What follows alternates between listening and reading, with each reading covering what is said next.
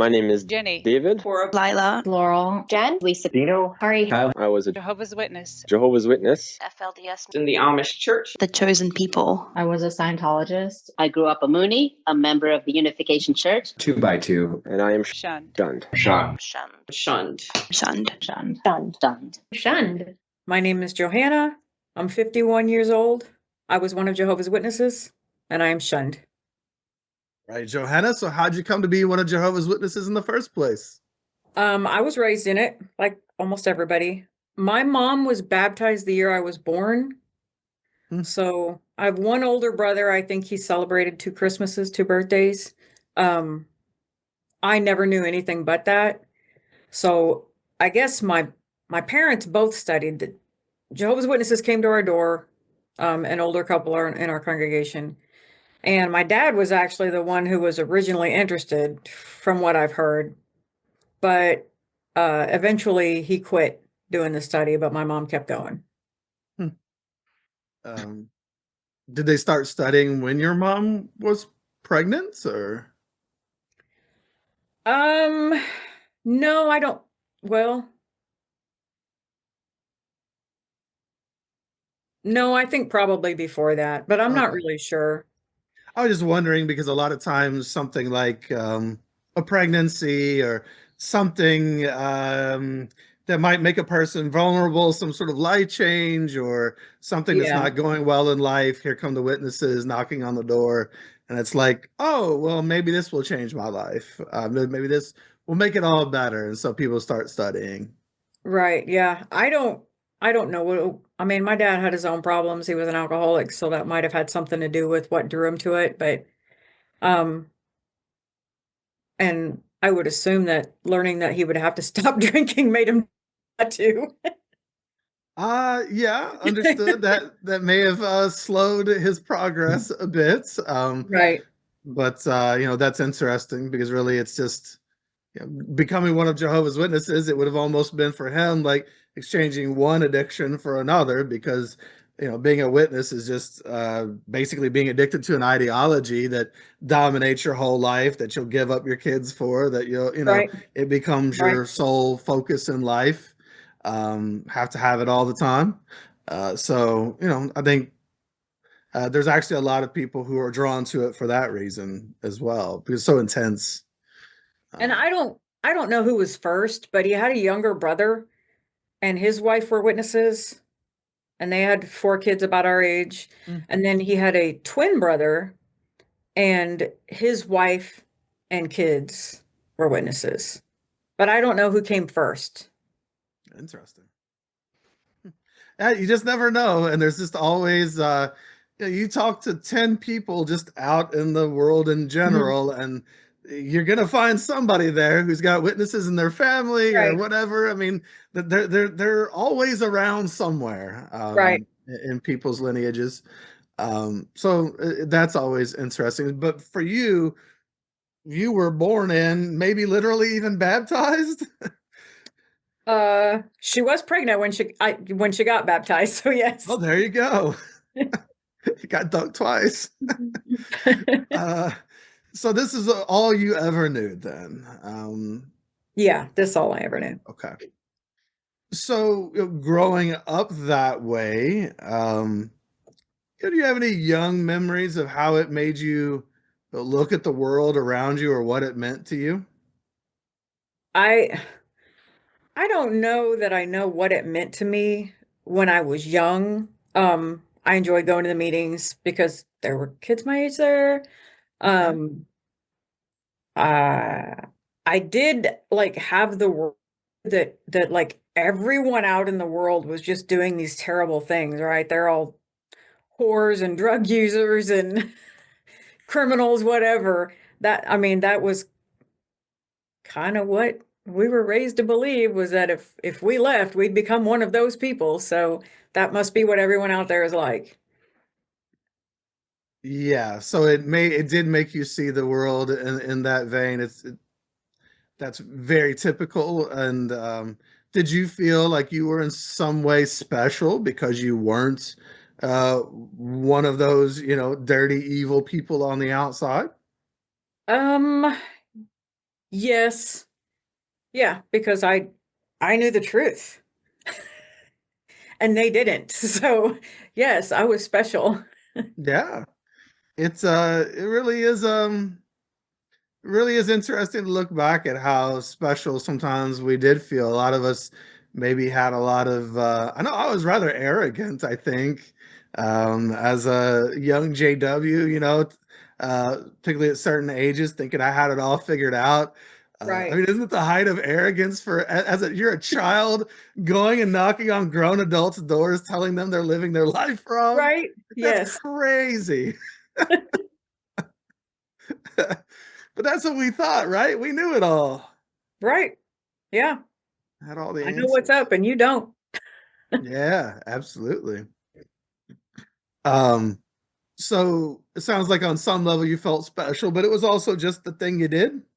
Yeah, just kind of how Right. you I grew mean, up. So right. All the cousins I hung out with, they did the same thing. And it, that's just what we did. That's who we were. okay.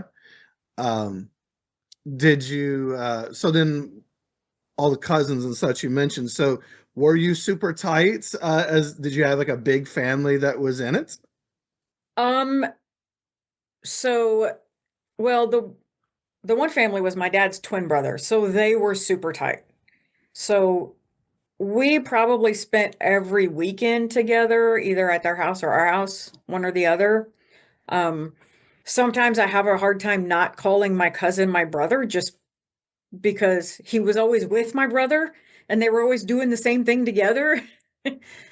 Um, so he was a year older than me. He was like my brother's best friend. I had a cousin who was a year younger than me, in the same family, and she was like my best friend. And then they had an older daughter who's a little bit older than us, and everybody looked up to her.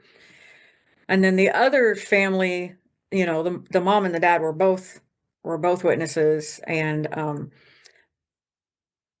their kids were different, kind of when they were young. They were very they were kind of dorky, like awkward kids. Um, but they were our age and we got along really well with them, so we did do stuff together, but we spent a lot more time with my dad's twin brother's kids. And I feel for all the dorky, awkward kids in the organization because there's a lot of kids very sheltered and very isolated in a lot of ways, and Yeah. um, uh, sad to see sometimes. Um, did you have a lot of other friends? So you said also in the Kingdom Hall. So you've got like this family around you. It sounds like y'all were pretty tight knit. Right. Did you also have did you have a lot of friends at the Kingdom Hall too, growing up? I had there were a few people who were just my age and in my grade, and then like a couple of a year older or whatever. But yeah, so I grew up in two different congregations, but yeah, I had good friends in the hall. Okay. Just trying to gauge. It doesn't sound like you lived that isolated life to some degree. Sounds like you had a lot of people around you. I did We did have a lot of people around us. Okay. Um, so let's talk about some of these different aspects of life growing up. Let's talk. Let's say about the Kingdom Hall, for example.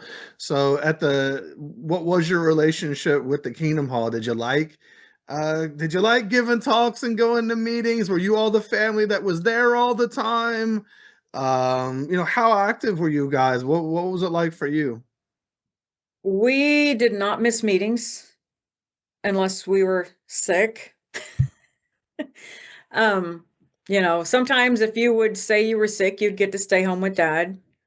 Um, where he would promptly disappear and then you'd be home alone. So that's cool. Um, and but we really didn't miss meetings. We were there all the time. Service, mom did most of her service during the week at that time. So when I was young, I didn't really go out and service much. I mean, before kindergarten, sure, but after that, not all that much. Um, I think probably one mom and four kids is a lot for service, so she did it when we weren't around. Um, but I enjoyed going to the meetings. I felt more like I fit in there than at home. So, I had friends there. Um, always enjoyed talking to the brothers who were like 20 probably. I mean, it's hard to say now because I was so young that they seemed old, but I think they were probably like 20. So they'd joke around with us and tease us and stuff. And I thought that was fun. I remember one time one of the brothers had a part on the meeting about how your kids should behave during the meeting. So he asked us to do a demonstration. And he told mom it was because we were such well-behaved kids. And mom was like, whatever. No, they're not. It kind of, I will never forget that because it really like made an impression on me that she thought that. But he thought we were well-behaved kids. It was a whole lot of fun because we got to act like just total brats for the whole demonstration. So that was our job to just be as bratty as possible for the whole meeting. That sounds fun. It was I can fun. only imagine as a kid what that must have been like to be able to kind of act up in the Kingdom Hall, Yeah. so to speak. You get to get on stage and face everybody. I remember one of my jobs was to get in my sister's diaper bag and steal her bottle and start playing with it and drinking it during the meeting and turn around in my seat and look at people. Wow, so you were actually like it's kind of an ongoing thing the whole meeting? No, it was probably only like a 5-minute part, but Oh, okay. it was Okay. just a constant acting up. So, Okay. I'm gonna let you have too much fun. You get right. 5 minutes. No, the rest of the time I was getting dragged to the bathroom and getting beat. But Yeah, that is definitely a part of the Kingdom Hall experience as well, yep. is it not? Yes. Um, how old were you? Like what period was that? Just kind of an ongoing thing throughout your growing up, or It's probably like 6 to 8, maybe 6 to 9 in that area. I think I gave my first talk at 6. Of course, I didn't write it or anything. I just sure? gave it. But um so it would have been somewhere around that time. So I've kind of alluded to this before in previous episodes. I'm just going to ask you, do you remember? So witnesses have this thing where they kind of laugh like it's cute when kids are about to go get beat in the back. They're getting Mm-hmm. taken out, and sometimes they're kicking and screaming because some people's parents were lighting them up. Right. Yes, Um, absolutely. absolutely beating them violently. Mm-hmm. Um, Do you ever remember like people laughing and stuff? Did that ever bother you? Like, did you ever notice that people were kind of snickering and thinking it was funny when you were getting dragged out? Or were you Um just too focused on the moment? no, yeah, I was too focused on what was about to happen. I wasn't paying attention to anybody else. Okay. I always kind of wonder, if any of the kids ever noticed. Right.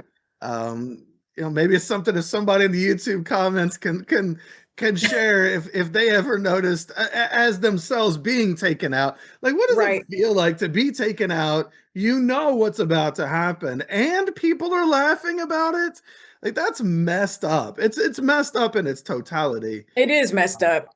it's Like extremely messed up. you're expecting way too much of children in the first place. Hmm. They're not built to just sit silently and pay attention, not just sit. You have to pay attention Yeah. to it's so boring. What 7-year-old kid is even comprehending what they're talking about? But you better be paying attention. And if you're taking notes, they better not be pictures. For 2 hours. Right. You just can't. And we expect that of them. And then when they inevitably fail, we beat them. Hmm. Yeah. Yeah, it's Um, messed up. Yeah, Jehovah's Witnesses purport to not be a very, a very violent group, but um, they sure do applaud it and laugh at it and think it's Right. pretty cool when kids are getting lit up. Right. And well, I could do a whole episode on that. But anyway, I just was wondering if that was something you ever noticed. So growing up, did you have a lot of parts of participation in like going out in service and stuff? Were you all the family were you regular? In other words, were you regular commenting and really being engaged in the meetings in the ministry?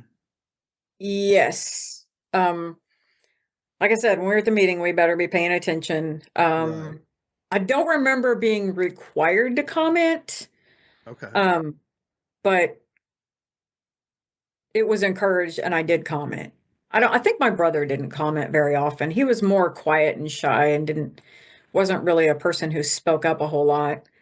Um, I was like that at home, but not so much in school at the Kingdom Hall. I was more outspoken there than I was at home. So that was my chance to talk to people. So you felt more safe at the Kingdom Hall and in school? Yes, very much. I Yes. was saying, because that's kind of what that sounds like. Well, we'll get Yeah. to the home Yeah. life aspect here in a minute, but okay, um, that says something. Um, if you're feeling stuck in your life after cult involvement and can't find the life you want, leaving a cult is a new beginning on a path to healing, not some magical end itself that is healing. Relief from the immediate pain feels good at first, but that's not necessarily true happiness. The feelings of social awkwardness and isolation, lack of self worth, perfectionism, patterns of being attracted to emotionally unavailable people, not even knowing who you are yourself. All of these things and more are lingering effects of that environment. Being in a cult isn't just following a doctrine, but it's following a culture, a way of life, a way of being that doesn't just go away because you stopped attending meetings. If you want to shortcut the path to healing instead of trying to figure it out on your own, maybe even work with me professionally in my cult recovery coaching practice, you can find opportunities to do that and also for other cool resources at my website, exjwhelp.com. That's exjwhelp.com. Well, I'm glad that you at least got to feel a little more free, it sounds like, at the Kingdom Hall in some ways, and than some of the other environments. Sounds like, uh, again, it was just your mom and you two kids, though, right? Your dad was not participating. 4 kids, but Oh, four kids. yeah, I have 2 younger sisters. Oh, okay. Yeah. So, wow, that's right, because you said that earlier.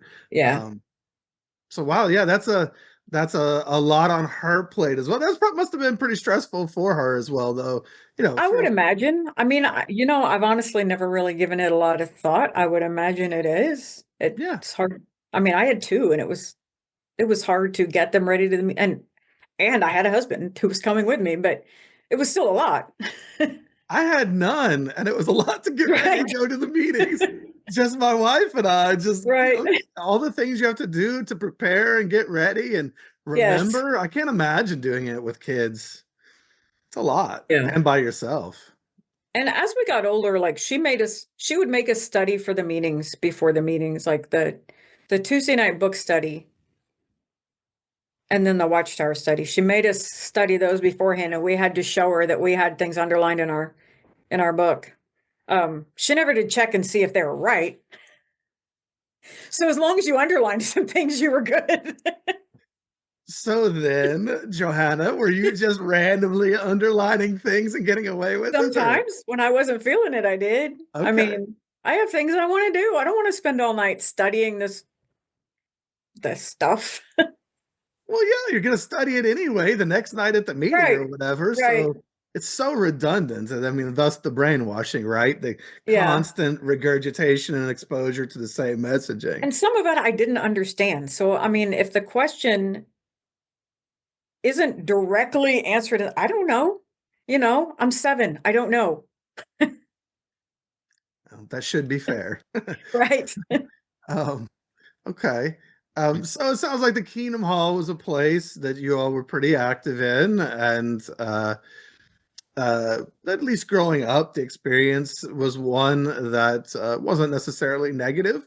It was your life, it was normal for you.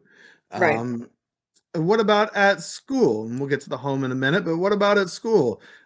You've kind of referenced that as maybe a safer place where you could speak up as well. So what was it like at school? Well, I was the teacher's pet all the time. I was that kid. Um, I probably sucked up to the teacher, but I also I had really good grades and um I was reading fluently before I ever started kindergarten. So the teachers loved me. The kids generally, even though, I mean, I felt like the weird kid because I had to bring that brochure and explain why I wasn't saluting the flag. And, of course, all the way up until 8th grade, I think, saluted the flag every morning, and I'm just sitting there. And then we'd have assemblies with the Star Spangled Banner, and just sitting in my seat. And, you know, it was embarrassing for me, but not a lot of people really said a whole lot about it. They just accepted it for what it was and moved on. Um, when I was in 1st grade, I remember my teacher suggested that I should skip 2nd grade and go on to 3rd grade. And my mom was like, no, that's not happening. And she never really said why. I get the impression that she just didn't want anything that would make me feel like I might be smart. Oof. That probably tracks from what I understand. But yeah, I'm so sorry. Oh gosh, it really is this JW way of like stay small or Right. not at all. Like Yeah. I've got to keep you small. Don't Yeah. let you feel good about anything. When I was in 3rd grade, they did IQ tests. I don't know why. That's a weird thing to do for 3rd graders, but they did IQ tests. And I remember the 3rd grade teacher having a conference with my mom, and she told her that I had done really well on my IQ test, and she told her what the number was, but my mom would not tell me what the number was because I'd get a big head. I still don't know. Well, it must have been a high number, obviously. I would assume, I would hope. It was really just a really low number, and she didn't want to Yeah, admit it. maybe she just told me I'd get a big head. But no, that's really it's really sad. Your mom should be your cheerleader, Right. should be your advocate, Like I not just couldn't feel good somebody. about myself. I wasn't allowed. No. Well, if you feel good about yourself, then you don't need to feel better through their teachings, right? Or you don't need. That's why Jehovah's Witnesses make you feel so bad about everything and that you're never good enough because I mean, just like any abuser, right? They're wanting to keep you small. They want to Right. keep you feeling like you can't do anything else. So then you need their help. If I can make you Right. sick, then I can sell you the cure, right? Right. Exactly. And It's really sad, especially I mean at a young age. My God, let your little daughter feel good about herself. Goodness. yeah, no. Um, So okay, so you were a bright kid in school, and the teachers liked you. Sounds like the kids didn't necessarily see you maybe as weird as you felt. Right. Being the kid who couldn't, I guess, salute the flag, go to Celebrate Christmas, celebrate Christmas, all the do any of the birthday parties. musicals or any of that stuff. Yeah. Do So anything fun. so you always had to feel different. Right. Yeah. Yeah, because I'm always not participating. Yeah. Um, so then did you make any friends? For those not on YouTube, obviously I put that in Yeah. quotes because you're not really supposed to technically have friends at school. Well, in the younger years, my best friend in school was also went to the hall. Um, Oh, but I mean, I liked her, so we were good friends. Um, later when as I got older and we had moved and gone to a different congregation, I did have one good friend who wasn't a witness, and mom did let me go over to her house sometimes, and she would come over to mine, and we'd like play volleyball and stuff. But it had to be at her house or my house, but we did spend some time together outside of school. well, that's nice. Yeah, Often that's not allowed at all on any I'm level. shocked that it was. I think she just had her hands full and didn't have time to worry about that stuff, but worked out for me. Yeah, well, good for you and her. It sounds like the other girl you got to play volleyball with, and that. Right. I still never got good at it, but we practiced. Um, so Okay, so school seems like it was going pretty well for you. So what was life like at home? What was kind of the temperature of the room there? What was it like? Uh, Life at home was difficult. So I hate putting him out here like this because he's since apologized like very sincerely, but my brother bullied me relentlessly when I was young. Um, just was constantly telling me how weird I was and how stupid I was, and and then my cousin, they were always together, so it was always a 2-on-1. They teamed up on me and told me how stupid I standed funny, I talked funny, I I talked I used too many big words. Um, just everything I did was wrong. And then like he would punch me as hard as he could, and then I would cry, and then he'd say, "Mom, I barely touched Johanna and now she's crying just so I'll get in trouble." And I'd get in trouble and he wouldn't. And I mean, it was just like constant like that for probably 12 years until we finally he finally quit and like became a nice person. Okay. Well, I'm And sorry then that that was going on. That sounds like he was very good at what he did as far as like the way he would hit you and then yes, yeah. preemptively blame you Oh for a yeah. reaction. Yeah. I got in trouble for so many things that I did that he did and I didn't do, um but he wasn't going to get in trouble. So it really didn't matter how it played out. He wasn't going to get in trouble, I was. Um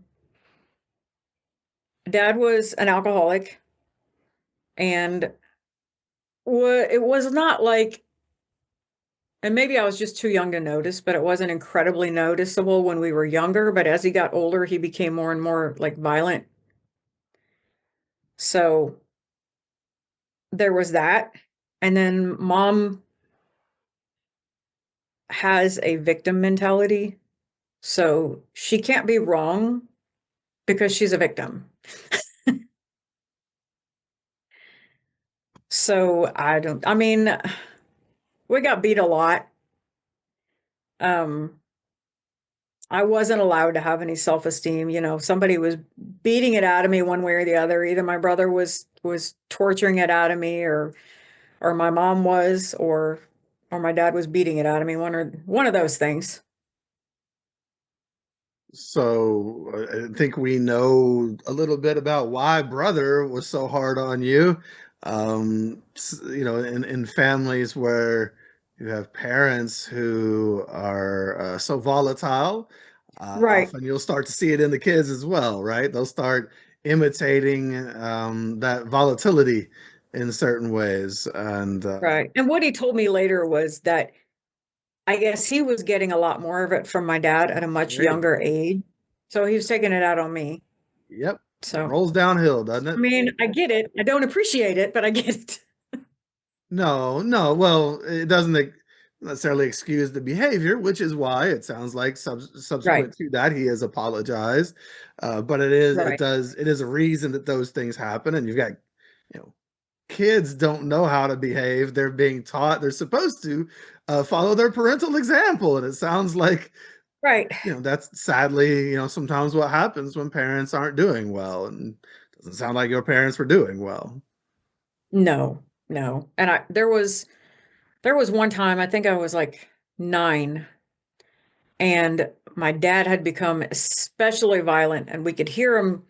I was in my bedroom. The garage was not connected to the house, but it was real close to it. And I could hear him out there smashing things. Um, and then my mom had locked him out of the house, but he just smashed the window and came in. And the next day, we went to the meeting as normal on Thursday night. I think my dad worked nights. So we went to the meeting as normal on Thursday night, and we even went to McDonald's after the meeting because that was something we did a lot on Thursday nights, was go to, you know, ice cream cones were a quarter then. So we'd go there and get an ice cream cone, and a lot of the brothers and sisters would go. And we went there as normal. And then we went home, and mom said, "Hurry up and pack a couple days worth of clothes, put them in a suitcase. We're leaving. Be done in 10 minutes before your dad comes home." So I don't know if he was working seconds or if she was just afraid he'd come home for lunch or what, and so we all got in the car and we drove about 3 hours north to my dad's youngest brother, the one who was also a witness. He had moved up north. And we stayed there for maybe 3 or 4 days. But mom had talked to the brothers before the meeting, and they had basically told her that she couldn't leave dad. So we came back after a few days. So then, what was the disappearing or leaving? Maybe he knew where you all were. I don't know. I think he figured it out. He called around until he found out. But what was the purpose of the exits if she was not allowed to leave? I don't know. Maybe give him time to Maybe cool something was down. going on acutely there, and she was afraid of him. Right. So was he I think she violent was with her? afraid yeah. He was Okay. very violent with her. Okay. Yeah. So there was something going on, and she needed some space, but Right. uh, the elders discouraged her from leaving properly. Right. We couldn't stay gone. No. Yeah. How do you feel about that today? I'm okay that we didn't stay gone right then. I don't appreciate that anyone ever said that we couldn't leave when it was a situation we should have left. You're not there. It's not your life who's in danger. What gives you the right to tell us that we have to stay? You know, when our lives are being threatened and you're telling us, nope, you're married, you got to stay there. That's ridiculous. Yeah, you're not the one who's going to be the punching bag. Right. Right. Well, it's so the amount of power that Yeah. is Yeah. given to those men, to those individuals, to the organization, to the doctrine that they hold, just to all their teachings. The amount of power there is just amazing that grown adults will willingly stay in abusive relationships or whatever. We understand why, but Right. that they hold so much weight that they can they like to talk about blood guilt in the congregation. You have to Yeah. wonder, how many women Right. have been killed by their spouse or whatever the case may I be. remember later in life, probably, 14 or 15, when I was talking to my brother, and I mentioned that because there was a time later when someone told her she couldn't leave him, and it was very volatile. And my brother and I were talking about that. Like, wouldn't blood guilt apply there? Wouldn't you be blood guilty if something happened to us and you told us we couldn't leave? Like, how does that make sense? But I only, like, I didn't think about it as far as the organization, just about that one person. So I just thought that he was wrong, not they are wrong. Right, right. Of Yeah, course. And depending on how old you are, you're only going to think about it so far anyway. But right. actually, as literally as we're talking about it, it's striking me that I know somebody when I was young, sister in our congregation with two daughters, and it was when we had first started going to the Kingdom Hall. Wasn't that long into it, and she was a witness. Her husband was not, and he killed her. And I don't know the situation, but I had heard. I don't even know how I heard this as a kid, but I knew that there was something going on there. It's Right. probably abusive, and who knows? And again, it's not fair for me to say what happened because I don't know, but it easily could have been one of those Yeah. But there's a situations good where chance. she tried to leave or wanted to leave. The brothers told her, "No, you can't," and then he killed her. Right. Yeah, because it happens a Because lot. yeah, that violence tends to escalate a lot Yeah. of times. You don't know where it's going to end. Wow. Well, I'm sure that made him really pleased that you all had taken off for several days. Um, I don't remember what it was like when we came back, but it was oof. like I think that he had completely calmed down, and you know how abusers are. They're sorry Yeah. for a while. So he was sorry for a while. And Love bomb you when you get back. yeah, no, I mean not us kids so much, because we're not the ones who left. We just went where we were told to go. Gotcha. So more mom.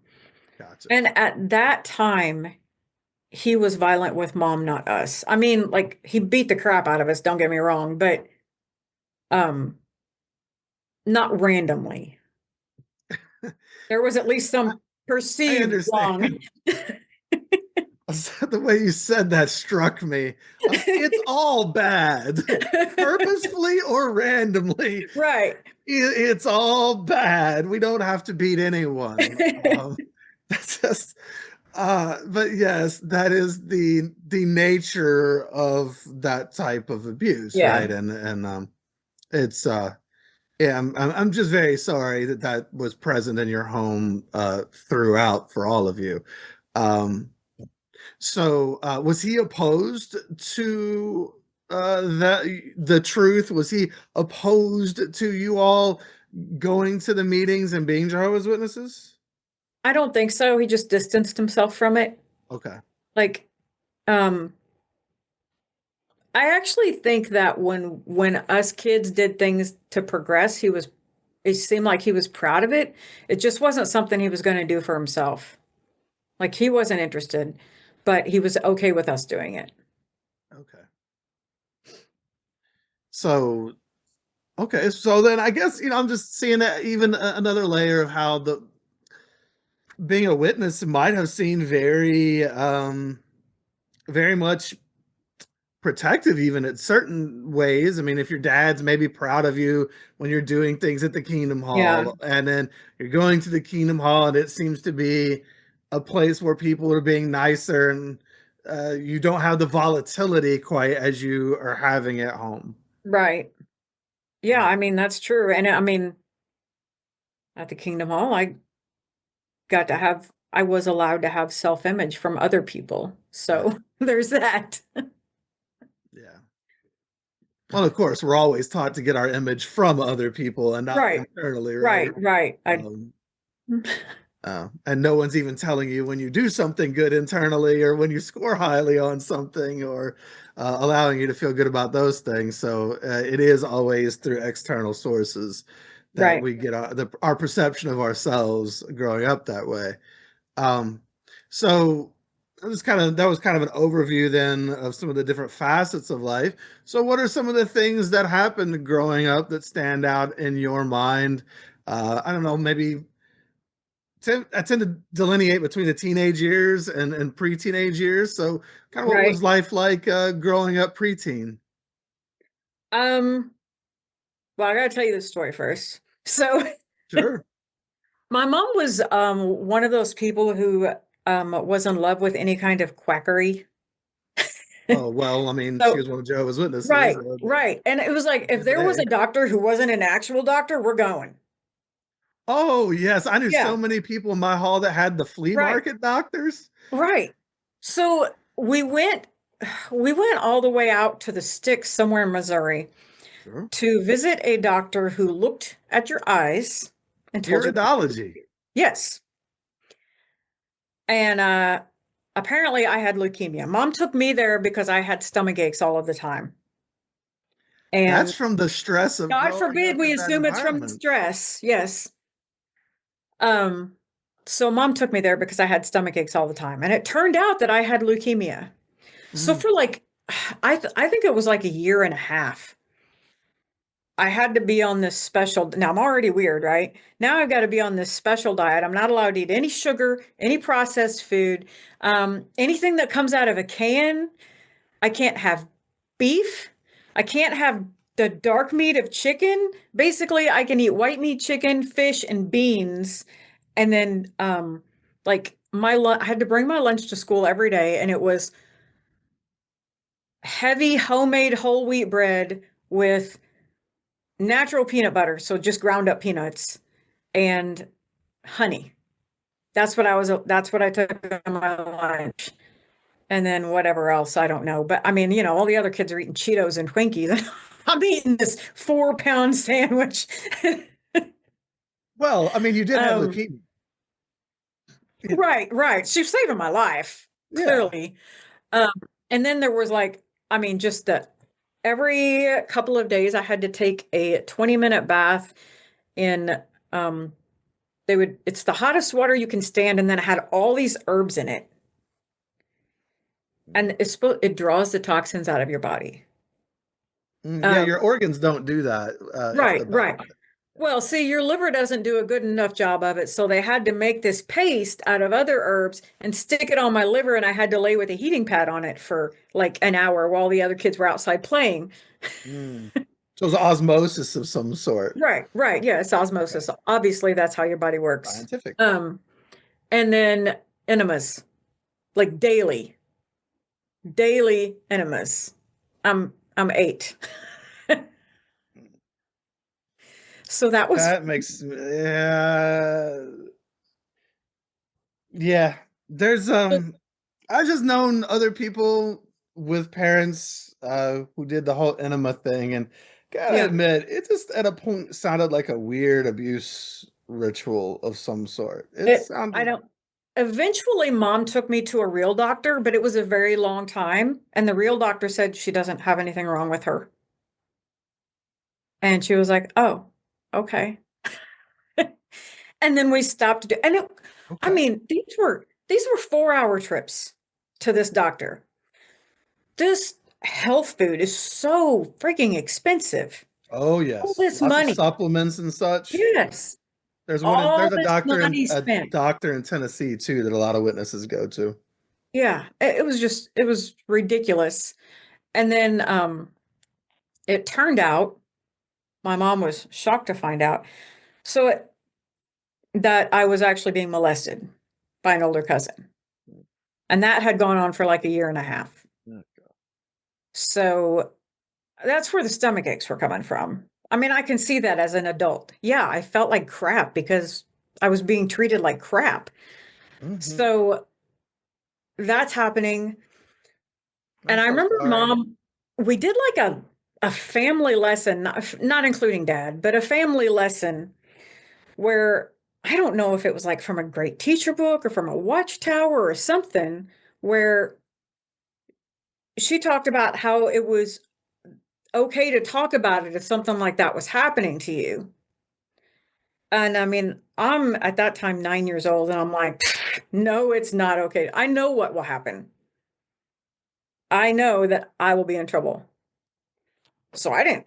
She was like, if this happening to anybody, tell me now. And I'm like, no, nope. No, I'm good. And his mom, who was my dad's sister and had become a witness later, my mom studied with her, but her husband and her kids were not witnesses. So this kid's mom, my aunt, found out about it. She just directly asked me one day if that was happening, and I said yes. Because I did want it to stop. I just didn't want to speak up. So I remember, like, she talked to my mom, told her about it. They discussed it. They told me that we were not going to tell anyone else. This was going to become a family secret. My dad was not to know. No one else was to know. My aunt told me that she explained to her son, who was in high school but old enough to drive, so probably 17 or 18. She explained to him that that was wrong, but he didn't know it was wrong before that. So it's okay because he didn't know it was wrong. I, on the other hand, did know it was wrong. And even though it started when I was 8 and ended when I was 9, I heard about my mom. It was a constant, like, I remember sitting in my stupid herb bath with mom sitting there in the bathroom on the toilet, sitting next to me going, why did you let him do that to you? You know it's wrong. And that, like that, well, I never talked about it anymore. That was it. We just shut it down. Because I was the one bringing it up. in trouble. Huh? Did she keep bringing it up? She did for a while, and then she just didn't. Always in a blaming Yes. way. She's not blaming me, but why did I let this happen? She's shaming you. Yes. Yeah. I mean, sometimes there just aren't really words. I'm very sorry that that happened to you. There's not words that can convey um, the depth of things, but I'm very sorry that happened to you. You see, it's so sad because I mean, how many kids are in that organization that are being hurt and abused, Right. and they can't say anything because mom or dad's not safe to tell, because Right. mom or dad's gonna blame them or try to get them shunned, or Right. who knows, Even they just make it worse. even if that hadn't happened that way, the secrecy, like Sure. I was not allowed to tell anyone. Not even my own father. And your abuser, He was fine. Yeah, he got off he's scot-free. fine. I mean, he doesn't know better, come Right. on. Right. That's uh it's infuriating and very sad. And I'm sorry that, I mean, you're definitely not alone. Unfortunately, because there's so Yeah. many people who've been through this. And uh, I've talked to people who've spoken about how, when you tell a parent and they dismiss it, it's almost worse than what happened. Right. It hurts on a different level, knowing that you weren't safe there, wherever, whatever was happening, Right. but now you're also not safe at home because now you can't trust mom or dad. Well, and I will tell you this. It jumps forward a lot of years. But when I was like maybe 18, I think probably, my mom asked me, "Did your dad ever do anything to you?" And I was like, "No. Not, I mean, not that I remember, no." She goes, "Are you sure? Because I always thought that he might be abusing you." And at the time, it didn't register. Like, I was like, oh, well, no, he didn't. And it was like 10 years later. And I was like doing nothing, just sitting there. And that thought came into my head. And I was like, what the hell? Are you kidding me? You always thought, now, mind you, it wasn't, but you always thought something was happening and you just didn't do anything. You just let it be. Like, how? How do you do that? It's isn't that, I mean, again, I don't know, what do you say to that? What do you, other than like, what the hell, like, Yeah. how, there's no words for the When abdication of love and responsibilities there by one's own mother. I think when when that light finally came on, like I don't know how it didn't occur to me then, but like that was so many years later, I was already disfellowshipped. And then I was just like, whatever, that's just another check mark. But I was floored. Just unreal. Oh, it is, I always thought something might have been happening, but I never checked in until now. Right. It's uh, I remember realizing I didn't learn things until later, but I just came to learn that I think my mom may have gone through some things. I'm not Mhm. 100% sure growing up. And I think that I was around a lot of people that had done a lot of horrendous things at different points in my life. And I was never warned. No one ever Right. said anything to me. I was willingly given into people's care. Um, Thankfully, somehow nothing happened to me. Right. Um, I don't know why, but very thankful that that ended up being the case. But it's just like, what the hell? How could you give Yeah. me over to people that you know Just the fact that you are came out of it safe predatory? doesn't make it okay. Yeah. It's just, I mean, I think it's often a byproduct of their own abuse in different ways. And I mean, you know, being, your mom was obviously living in a lot of denial of a lot of things. I mean, being in a cult that practices a lot of denial, being married to a very unhealthy person, and probably a lot Right. of denial there. There's just a lot going on there. But oh gosh, yeah, that's just one of those moments that you never forget. Right. Where did that come from? Um, So so ultimately, were you dealt with in any, like, did this go to the elders in such a way or anything where you no, were dealt with? Okay, good. no, I'm glad it didn't get made even worse by the congregation. no, because that would have made her look bad. And it would have Oh, made my aunt look bad. We can't have that. and they can't be wrong. Right. Hmm. So Appearance over we're gonna substance. we're gonna keep this to ourselves and make sure no one ever finds out. We're not going to protect any other small children. No, No. no, not any of the other small children in a wide radius of small children that Right. could be around Yeah, this no. person. Yeah. Mm-mm. But they know it's wrong now.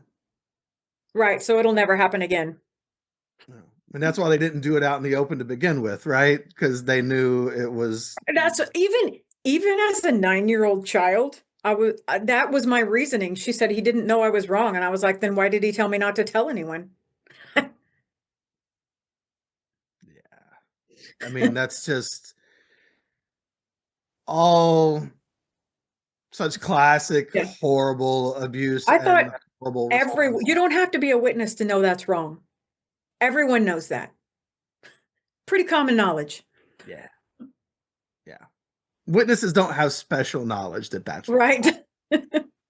Um, they're special in their lack of handling it, unfortunately. But Yes. and as we're seeing here, then their shaming of the victim of it.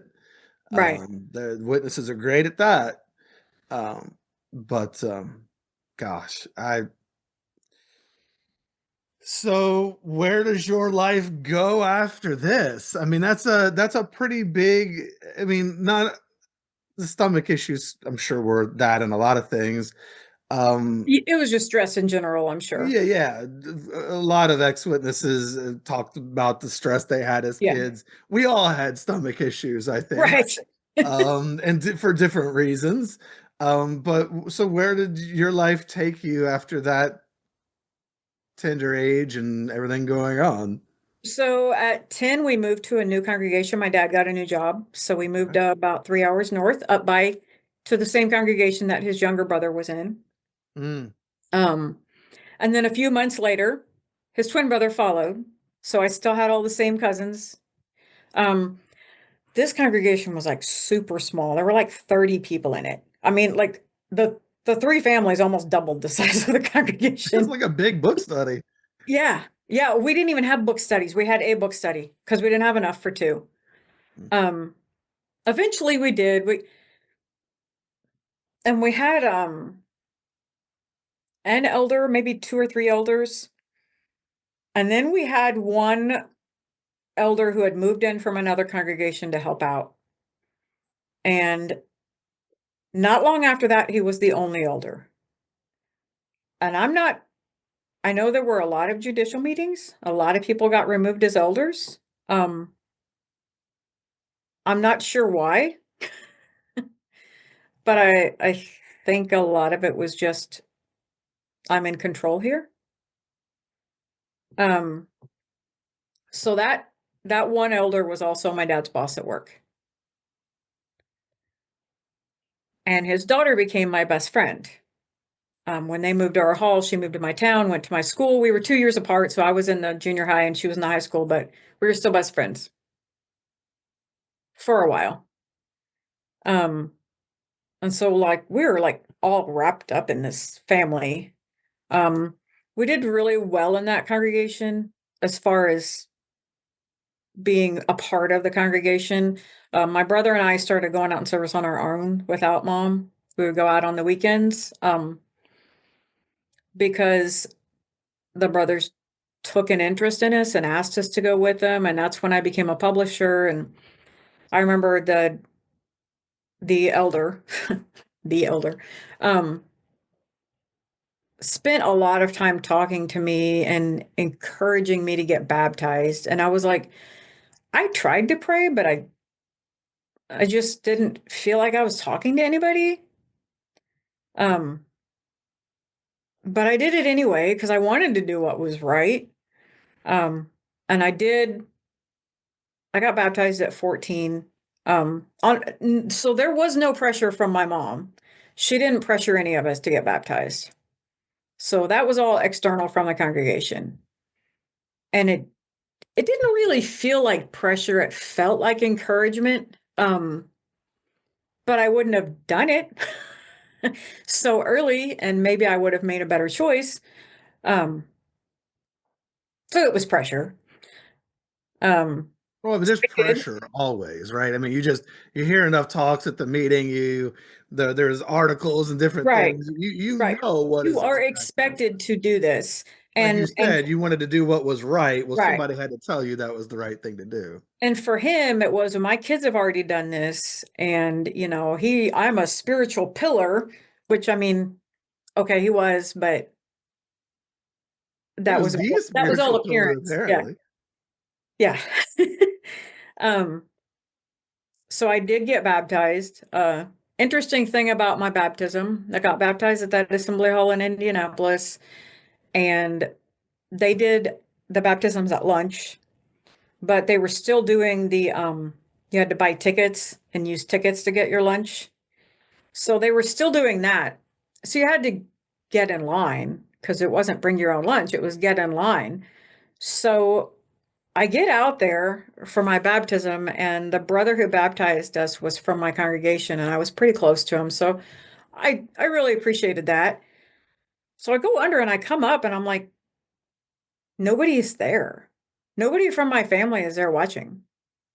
My mom said that she needed to get a place in line, so she didn't bother to watch me get baptized.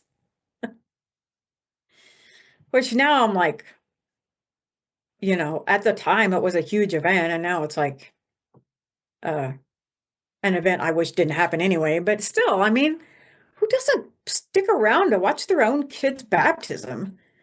Because she Yeah. needed lunch.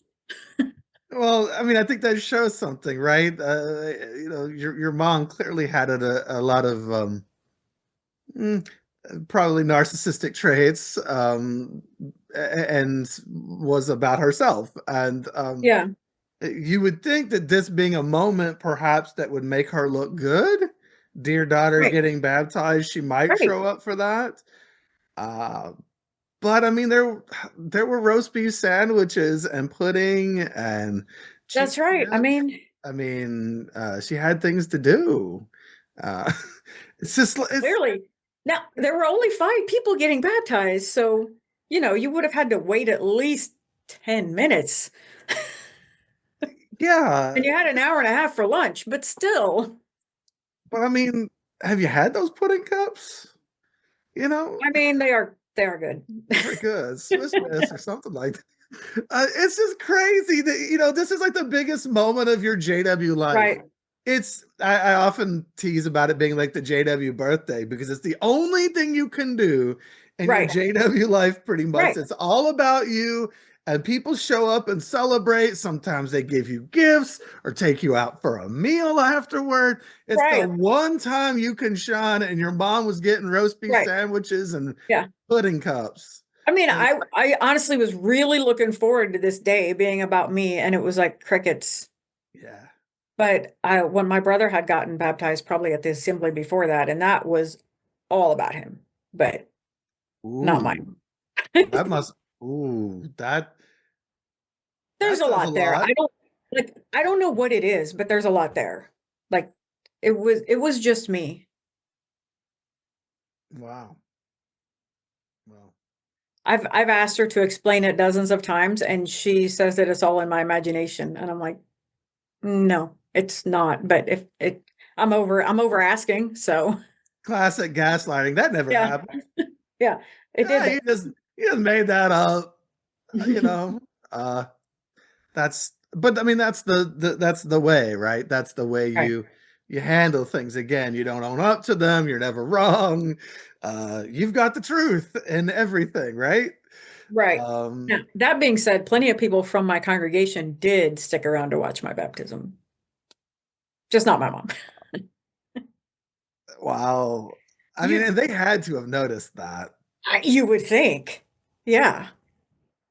Um, I always wondered if my parents did. I don't know if they did or not. I know I asked my mom, did you get a picture or something? And she was like, so I had a friend who was getting baptized the same day. Yeah. And I think we got baptized about the same time. And she was like, oh, I think they took pictures. It's like, awesome. Yeah, there are zero pictures of my baptism. None. Yeah, I mean, today I'm glad there's no proof. That's fine. There doesn't need to be any photographic evidence of Right. one of the worst decisions of my life, but or one of the worst coercions of my life. But Yeah. you know, it's just the general lack of interest in those things. It's Right. like, who cares? Yeah. Not a big deal. Nah. Well, so then I guess you did not come up from the water and like a dove the spirit descended upon you. You did not get that. Doesn't sound like there was any magic in that moment for you. It's odd, but nothing changed. Hmm. Yeah. I felt exactly the same. And I think I did expect to feel something different, and I did not feel anything different. Yeah. But you know, at that I believed it was the truth. So I just kept right on plugging along. So then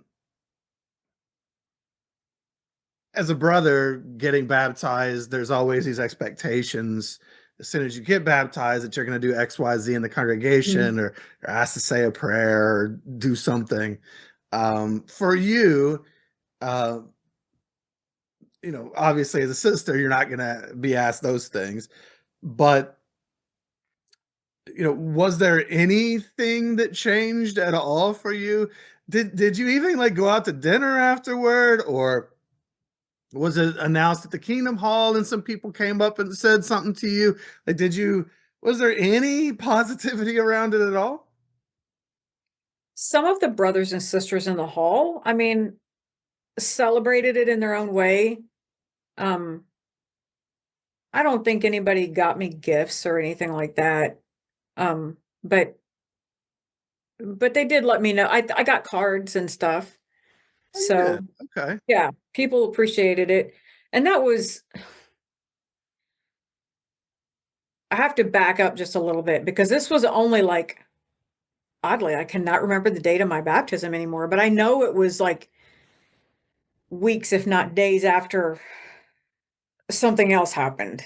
So my dad had become like more and more violent as we got older, when we were living up there, and he was just drinking more and more and more and more and more. And we would leave for a time, and and one time I know we went to that brother's house who was my dad's boss, and we stayed there. I think it was for like a month, and they just let us camp out in their house. It was only like 2 blocks down the street from our own, so it was kind of weird. And dad would come over and try to talk to mom and try to get her to come back home. And that brother would go outside and say, "Go away, you're not welcome here. Get out." So for somewhat, he had our back. Like he cared about us enough to not want us to get hurt. And I mean, the house we were living in at the time was really weird in that you had to walk through my bedroom to get to my parents' bedroom. So Hmm. like the only thing between our bedrooms is a doorway. And uh I would lay in bed at night and I'd listen to dad say that he was going to kill all of us. He's like, "I'm just going to get up. I'm going to find a gun and I'm going to shoot all of you. I'm done with it." And I mean, I was scared to death. And I thought, okay, so I can leave and my brother can leave because I'm 14, he's 16, whatever. We have to run away and go stay at somebody else's house or the street or whatever. But my sisters are too young to leave. So who's going to make sure that they're safe. So we couldn't. I mean, I was trapped because I knew that I couldn't go away and be safe, and then something happened to my sisters and I'd feel okay about myself. I wouldn't. So had to stay. And it was just, and we eventually ended up going back. My dad finally talked to mom, and we begged her not to. We said, no, we're afraid. We're scared to death to go back there. We don't want to go. And she just couldn't stand to be alone. So we had to go back, which I don't think I'll ever forgive her for that, because she put her own feelings ahead of her kids' safety. But, she just didn't want to be alone. And we already had, we had applied for housing and had gotten it. And instead of going there, she decided to go home instead. We were out. Oh wow, you were out. You could taste it. It Yes. was right there. And Yeah. then Yeah. she, And this was like my 7th and 8th grade years, and it was a constant going to someone else's house to stay for a while because she thought we were all going to die, and then coming back because he was sorry. And no matter how much we begged, we always came back. And then one morning in the summer,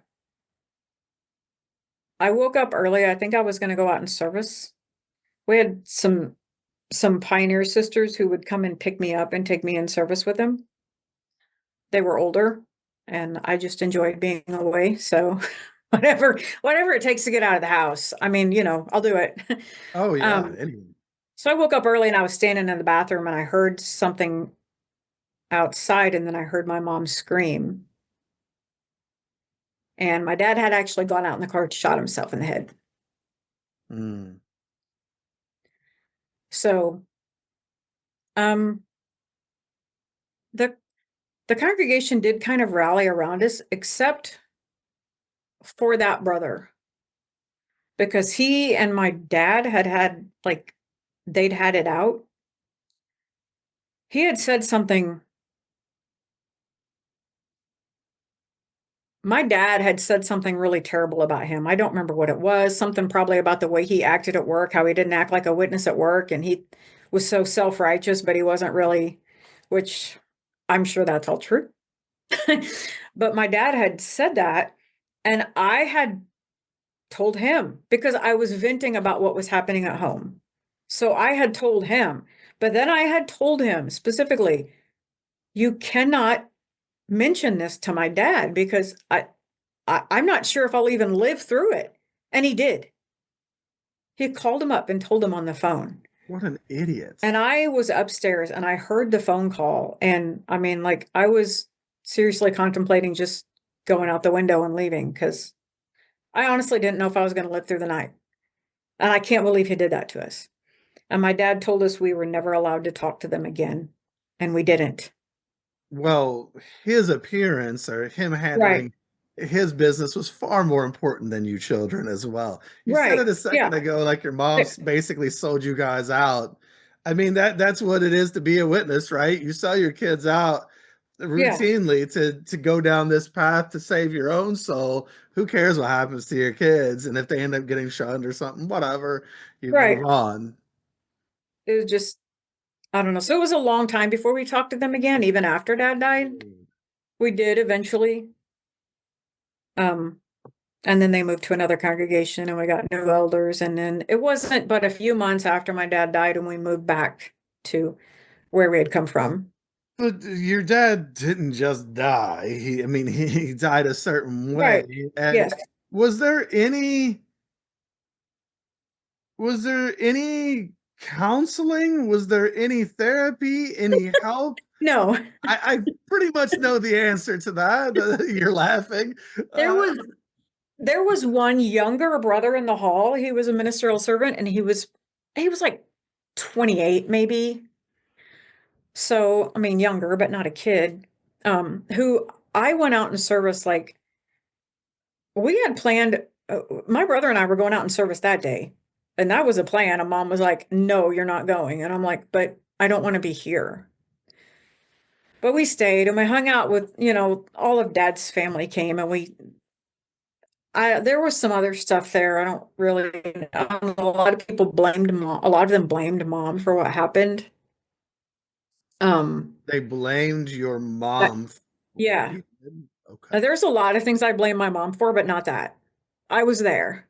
That Nobody was can that make was all on someone. him. Yeah. He had his own volatility, clearly. Right. Yeah. So, and I mean, now from like a distance, I can see that he was not mentally okay at all. No. But at the time, well, at the time, honestly, to be perfectly honest, at the time, I was glad he was gone. Oh, I'm sure. I think It was that's a very relief. a lot of people would Yeah. feel that relief. He had, he had gotten, he didn't get a gun. He made one out of a pipe and a he was pretty handy. A weird thing to get handy about, but, and he made one, but he had 6 bullets. So his plan, I don't believe, started with just him. Oh. Yeah. There were 6 people in my family. So, I mean, we literally dodged a bullet there. Um, so it was a relief. I mean, it was terrible and it was life-changing, obviously, but it was a relief, at least for a while, until I got older and realized that, he could have gotten some help. We could have gotten some help. Things could have been different. Well, Um, if he wanted help, right? right, That's the thing. Is a lot of right. people don't want it, but And that's true. And he did go to rehab for about 2 days and then he left. yeah. But, it didn't help the whole congregation. That none of that helped. No. It just made it worse. Yeah. So, I mean, I wish he would have gone and gotten real help, obviously. But I wish both of your parents would have right. gotten real help, I wish not my mom still would go get some real help. right, not because what Jehovah's Witnesses offer is not real help. Right. So, and my baptism happened like within weeks, if not days of that. Oh, goodness. I think that the assembly was like 4 days after my dad died. 4 days after Yeah. your dad died. Because his family all came and then they had to leave because we had to go to the assembly. Oh my gosh, no way. I'm not kidding. I'm not doubting you. It's just it's so absurd the way witnesses put these meetings on a pedestal. Your Right. dad unalived himself, Uh-huh. and 4 days later, we got to go to the assembly, because like that takes precedent over everything, and forget anyone's feelings here. And my daughter's getting baptized, and I got a sandwich to go get. Right. What in the? I mean, I what a don't know. bizarre scenario. And it's funny how you don't realize how bizarre it is until you gain some distance and you're like, what?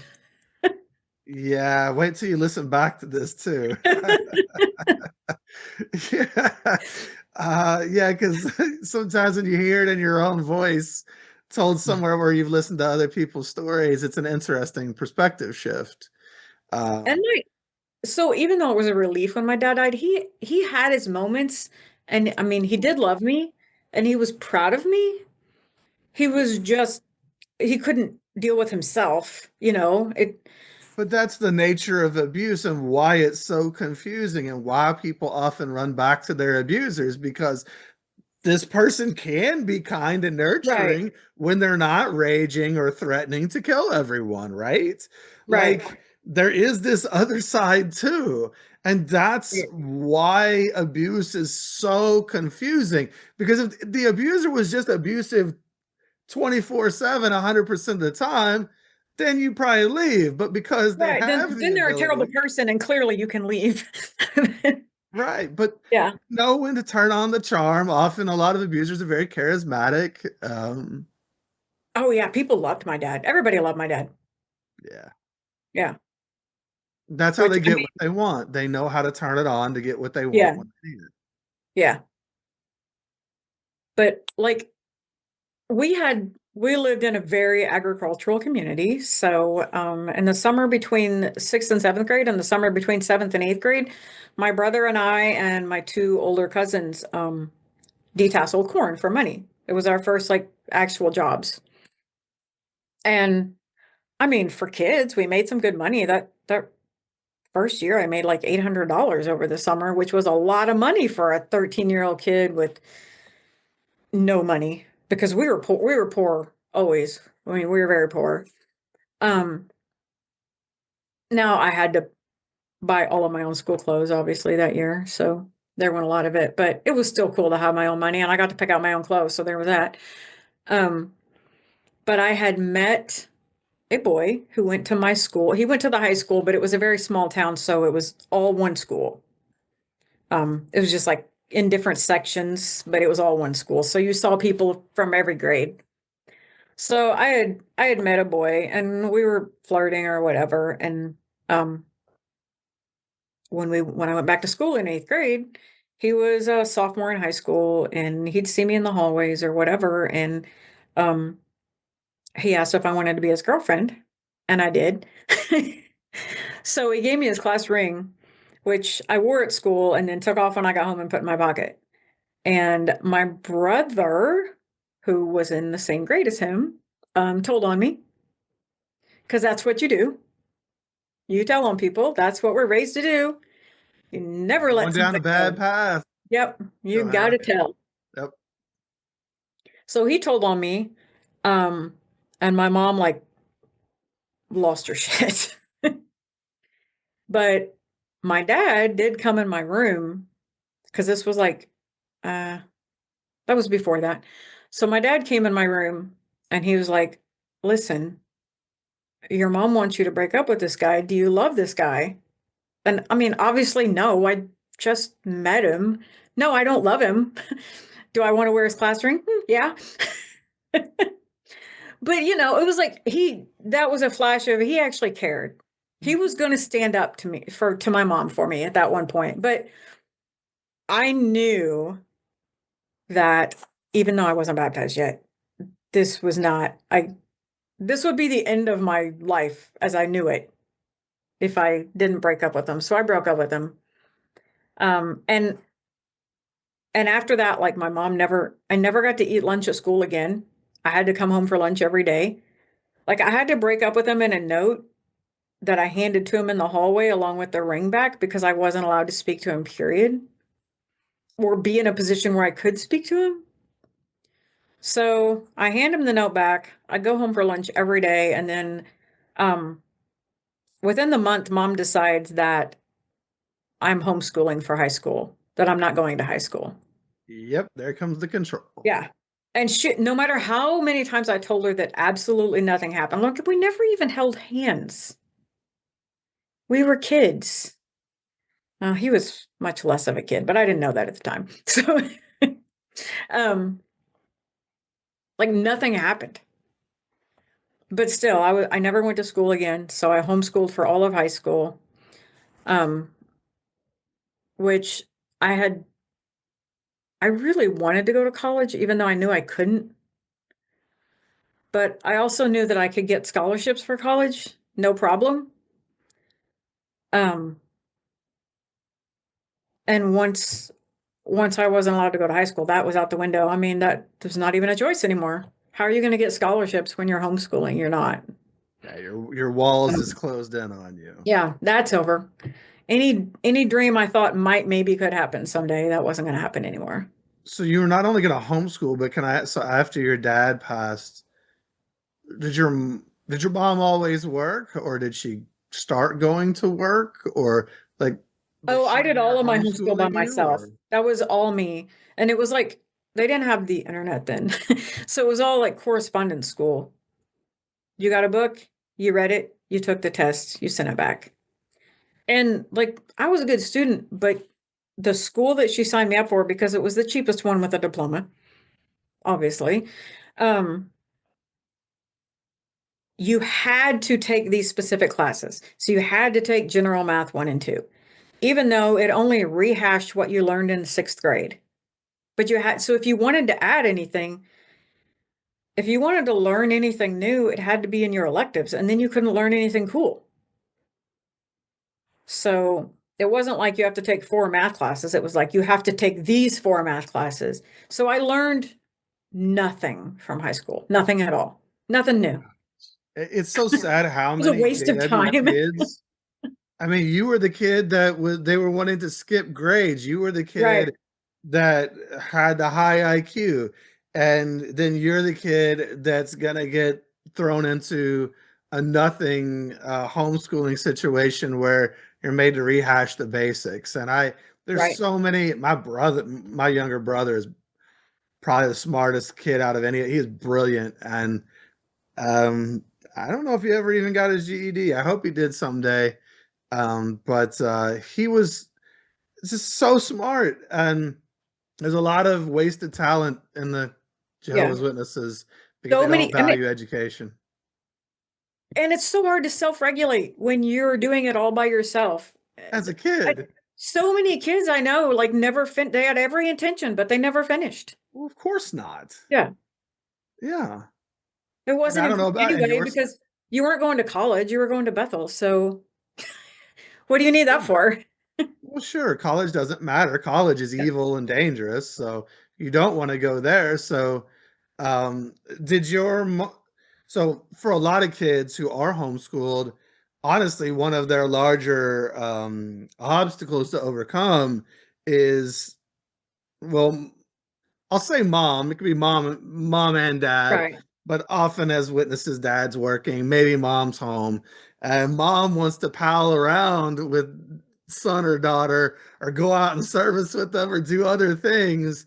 So often it's the parent who's the direct obstacle to even completing the basic tasks of those schools. Did you have any distractions like that? So mom did have me go to work with her about once a week. And in fact, she was doing that still even when I was in school. She was pulling me out of school about probably once every week or two to go to work with her. She was cleaning houses for people. Okay. Um, yeah, and they Needed didn't help on care. the house, or Huh? she needed Well, help on her I jobs? guess she needed help, like she wanted to get more jobs done in a day or whatever. So she'd pull me out of school to go help her, Okay. which I mean It's is kind of weird. weird. All of my absences for going to work with my mom got excused. It's the dumbest reason. But it didn't hurt me academically any Okay. because I still got to make up all the work. But it's just weird. And even before my dad died, she was doing that. Hmm. But I mean, towards the end, he wasn't going to work and he wasn't really bringing home a paycheck. He was skipping most days of work to stay home and drink. And so all the money that we made came from her cleaning houses, and that wasn't very much.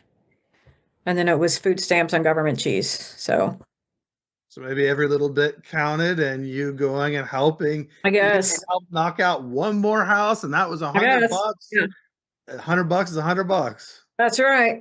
Yeah. Wow. Wow. So, but no, actually, I don't know if she was going out in service or if she was working or what. So it's like I started homeschooling that summer, and then in fall we moved back to where we came from because we actually still owned a house there, and we were renting it out. But when we were living here because Dad was working here, so Mom said we're going back to the house we own because I guess the renters weren't keeping up with their rent anyway. I don't really know. So we moved back to our old congregation, which had changed a little, but not a whole lot. Um, and my brother and I both started pioneering then. And that wasn't really any pressure from anyone else. I think it was us not wanting to be at home more than anything. And that's where the young people were. They're out in service. So we went out in service. And so at this point, you're what, 16, 17, 18, somewhere in there? Or? 14. Oh, 14. Okay. Yeah. And going Yeah. ahead and getting out there. So basically, it sounds like as soon as you got baptized, you were like, I mean, Yeah, pretty much. Pretty I think a much. lot changed around that time. Your dad passed, you got baptized, Right. you moved, school Yeah. change, and now you're pioneering. That's a lot Yeah. for I remember 14. I had this kid from Ohio had come to stay at our congregation to visit his brother, his older brother. So he was about 2 years older than me. And I had a huge crush on him. And he liked me back. So that was cool. Um, but then he went back to Ohio. So we were allowed to write letters to each other, but mom had to read every single one before I sent it and before I got to read the one he sent back, which is like mortifying. Yeah. And I mean, I told him in the first letter, everything you sent is being read by my mom. So keep that in mind. So we talked back and forth for a while. And then he found out we were moving. So he said, "What day are you moving?" And I told him, and he said, "I'm going to come back." And he and my brother were good friends too. "I'm going to come back because I want to see you guys before you leave. So I'm going to come back to visit on the day before you leave." And it wasn't on purpose.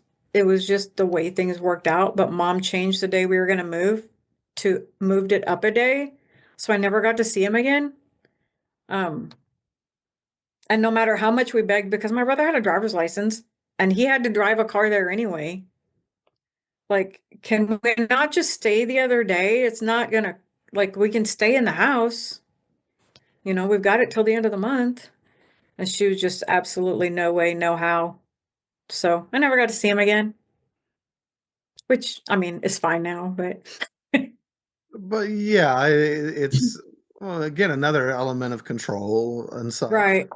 I mean, it was a huge deal at the time. It was like the first boy who wasn't influenced by what my brother constantly said about me. So it was like the first boy in the congregation who actually liked me, who saw me as a person and not the weird person my brother said I was. Well, it had to feel good, It did. which is why that must be crushed and ruined. Right. Yes, Yeah. absolutely. Yeah, we can't have that. No, again, can't let you feel good about yourself. No, no. So you all moved away, and how did life go at the new place Well, or we the started, old place? yeah, we were pioneering. And even though I really like had nothing else to do besides some schoolwork, which I honestly did not spend very much time on at all, I would like the first class I had to take was psychology, and I just read the book and did all 8 questions, all 8 tests in one day and sent them all in together. And I'm like, okay, now I just do nothing until I wait for another subject to come. And then, so mom had a rule that I had to work on it for like 2 hours on Tuesday and 2 hours on Thursday. That was my requirement for school. But I ended up graduating in like a year and a half because it was all stuff I'd already done before. It wasn't anything new. So you graduated by So 16, pretty much. yeah, yeah, Graduated early. You're pioneering. yeah. Did that make you So popular in the Kingdom Hall? That you were like, because I mean that's like yeah, a little go getter, so to speak. yeah, yeah, it did. Um, yeah. uh, so forgot what I was gonna say. Oh, my mom got married. So Oh, after we moved back, it was only my dad died in July and my mom was married by the next May. that's how Jehovah's Witnesses do it Right. a lot of times. Yes. So this new guy in the hall that we'd only been in the hall since September, he hadn't been a witness very long. Um, he was he was weird and like I think that it wasn't my mom he liked. It was the fact that she had 4 very well-behaved, very spiritual kids, and that would make him look really good. So it would raise his status in the congregation. I'm almost positive that that's the reason he married her. And she told me that he admitted to her that he did molest a kid once. But obviously, since he's a witness now, that's not going to happen anymore.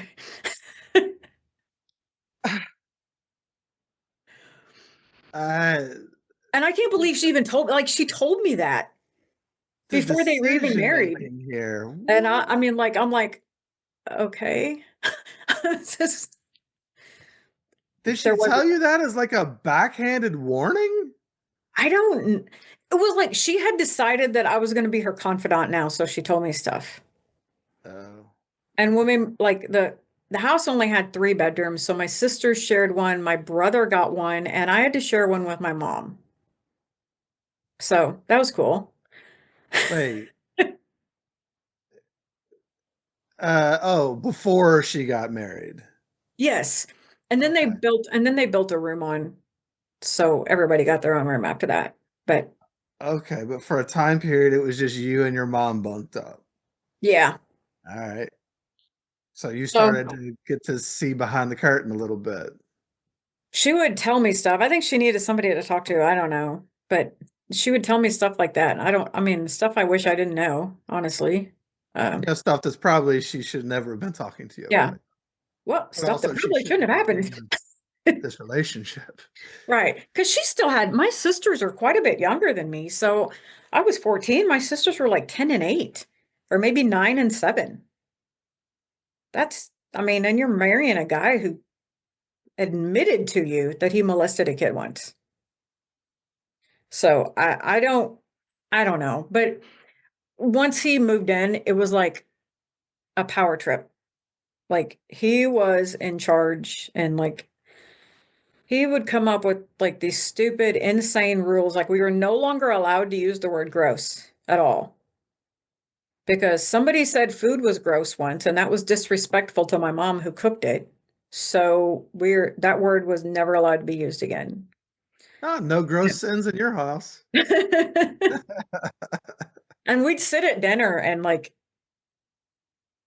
dinners were completely silent because nobody wanted to say anything in front of him. We just stopped talking. And then he moved into this, like,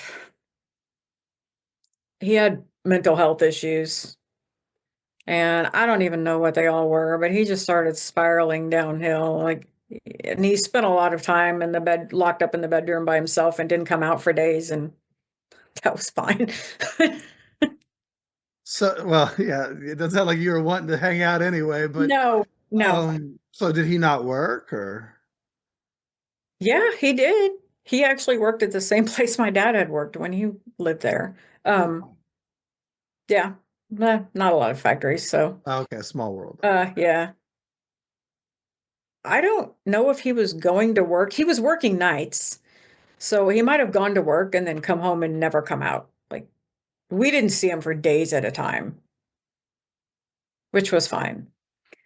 So then I'm pioneering, and I meet this guy in the congregation who's also pioneering, and we start spending time together. And I like him, and he likes me back. He's 5 years older than me. So I'm 15 and he's 20.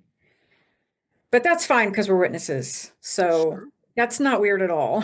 Yeah, that's how witnesses do.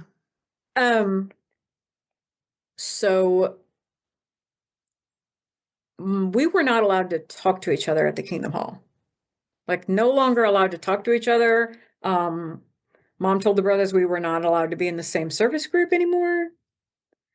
Uh, and if she or my stepfather, and I hate even using that term, if she or her husband ever saw us smiling at each other at the Kingdom Hall, I got in trouble. Which, I mean, it's like the stupidest thing. And like you could have just let it run its course because I'm a teenager and I'm going to move on.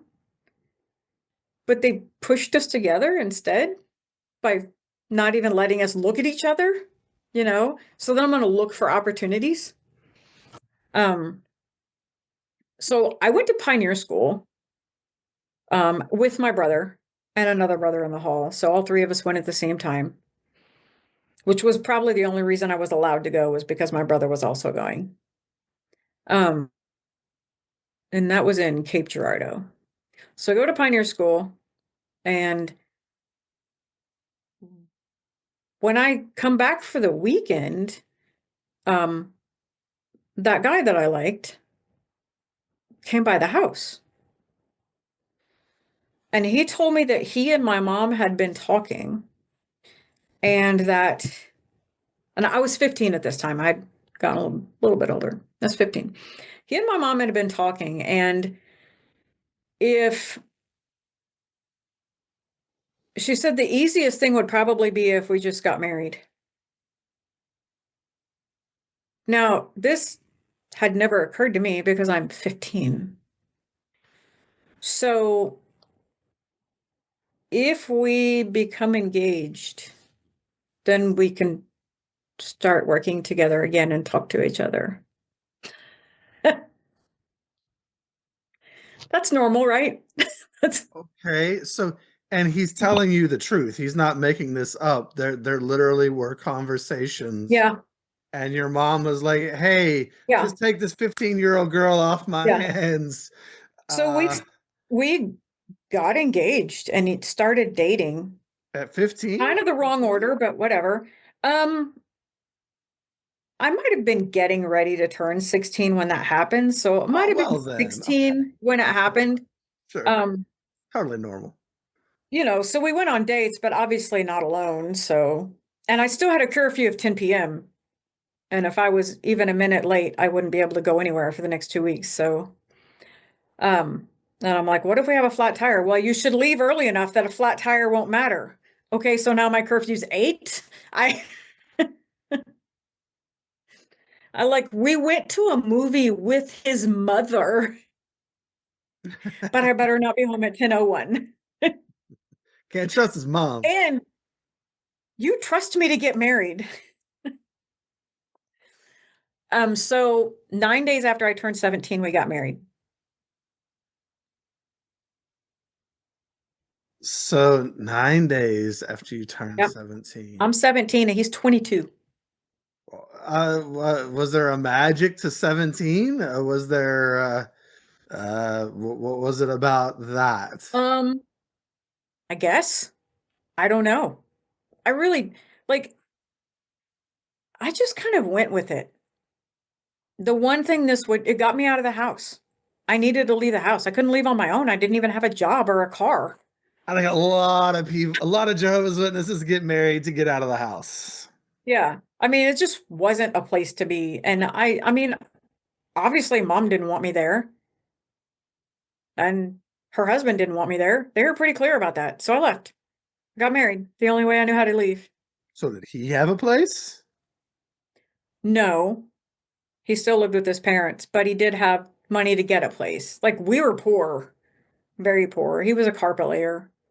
He worked for his brother who owned a carpet store, and his brother was a terrible boss and a I terrible would say, person. it's amazing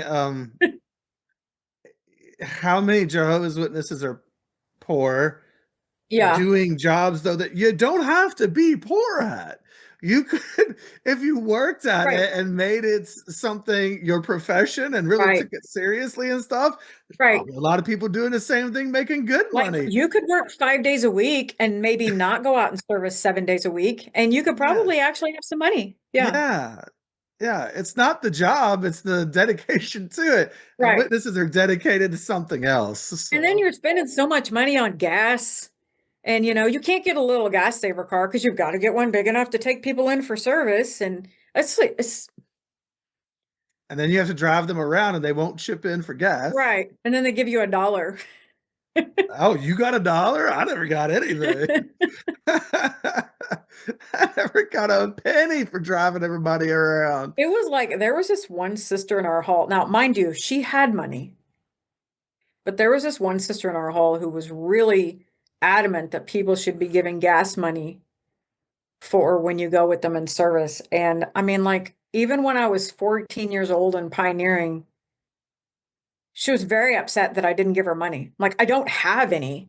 I don't even have enough money to get a pop while we're out.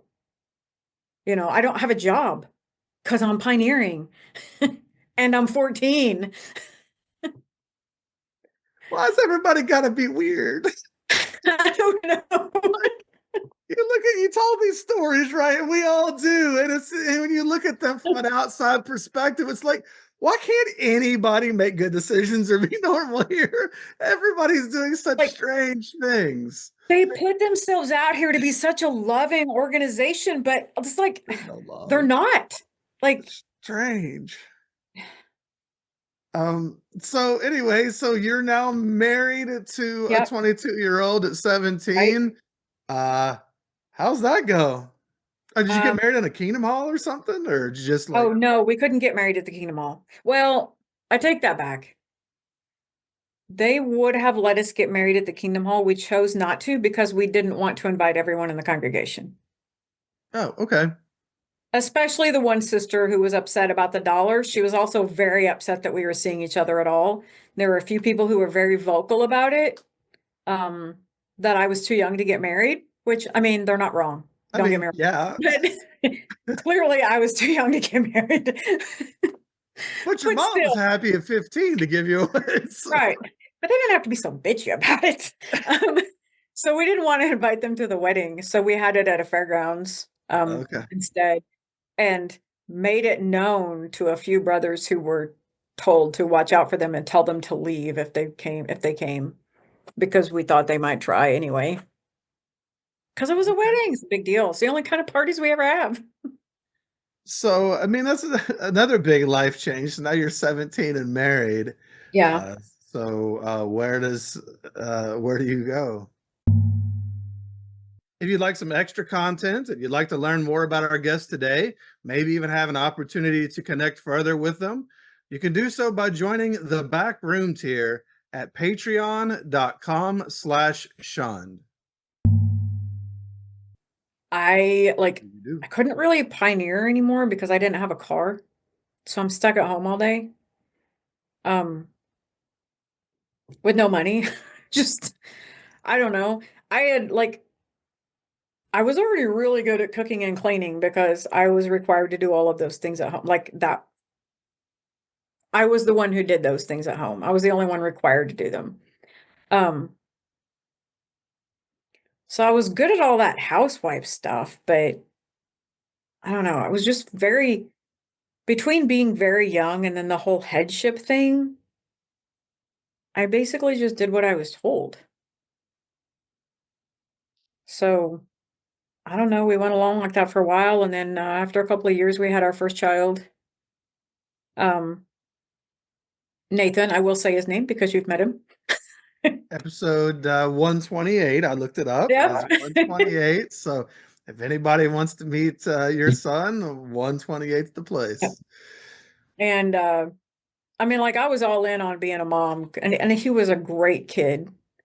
Uh, very, very talkative. Like at 2 years old, you could have whole like adult style conversations with him. Like he just had a vocabulary that was out of this world and he loved to use it.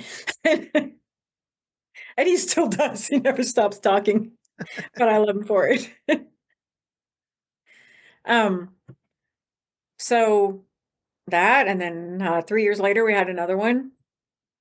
So then we had two boys, and um, some stuff happened in the congregation. It was like there was this brother, an elder, um, who was, and I was pioneering again, and um, I had like, I think I maybe only had Nathan at the time. I might have had them both. It was a lot trying to haul car seats around and stuff. Um, so he almost always put me in his service group. And then he would like sort of flirt with me. But I'm very young. So, I don't really know what's going on. And nothing happened, but his wife got very angry with me. And I'm not going to say that some of it wasn't on my part, but I am going to say that he started it. So, but she got very angry with me, and it just would, it got to the point where we decided we had to move congregations. So we moved to a nearby congregation. We didn't move, but we just went to a nearby congregation, which was actually closer to our house anyway. But the new congregation was different. Like in our old congregation, women did not work. Everybody was poor. And the new congregation wasn't like that. Like the women had jobs. They hardly had any pioneers, maybe one or two. And then the one they did have, she was weird. And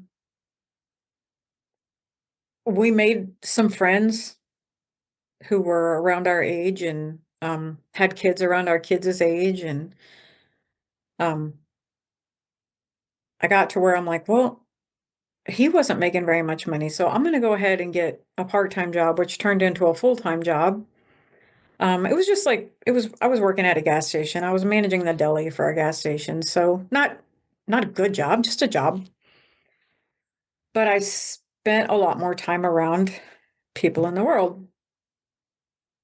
And turns out they were actually pretty cool and nice and kind and supportive, and a lot of things that I didn't get at home or at the Kingdom Hall, you know?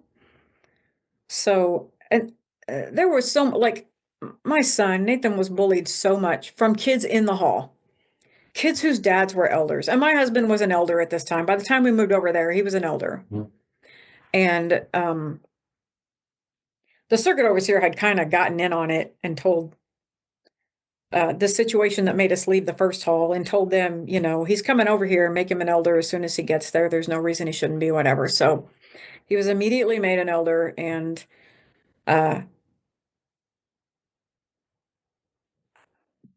the stuff with Nathan, like Nathan was going out in service a lot. And even like when he was 8, 9, 10 years old, and part of the problem was he was a very smart kid, the very big vocabulary. And he was showing up some of these teenagers who weren't. I mean, and it's not, he's just super smart. They're not dumb. He's just really smart. Not my fault. I'm not going to tell him to stop being smart. So they would bully him, but he also, like, he was pretty effeminate for a kid. He loved dolls. I encourage that because I felt like taking care of dolls was a good way to learn how to be a good father and a nurturing person. So why shouldn't you play with dolls if you want to play with dolls? So I remember my stepsister at the time had given him a Cabbage Patch doll, and my husband hated it so much that he took it outside and burnt it in front of him. And that, like, I think that was probably when, without admitting it to myself, I started to hate him. Because he couldn't be good to my kids, and they were his kids. Like, he was good to our youngest, but not to Nathan. All he cared about was that Nathan seemed effeminate, and he needed to drive that out of him. That's the JW. Yeah. Yeah. Patriarchal, misogynistic. Yeah. View and it of turns out that you and can't drive that out of a child. sure. Or an adult. So I got pulled in the back room a lot because I would yell at kids for bullying my kid. You know, they'd put him in a service group with some other kids and not with me. And some of those elders' kids would torture him relentlessly. And I didn't put up with that. I'm not going to put up with that. I don't care how great you think your kid is. He's a bully and he's mean. And so we had all these backroom meetings, and it was like that elder's wife, because it wasn't with the elder, it was always with his wife. And she would just yell at me and scream at me, and nobody ever told her to stop. Nobody ever said it's not okay to treat people that way. I think I would we just maybe sit know there, where the kids get it from. right? Yeah. Right? Yeah. Goodness. Scream at me that it's not okay for me to tell her kid to stop. And, you just have to put up with it because you're a woman. So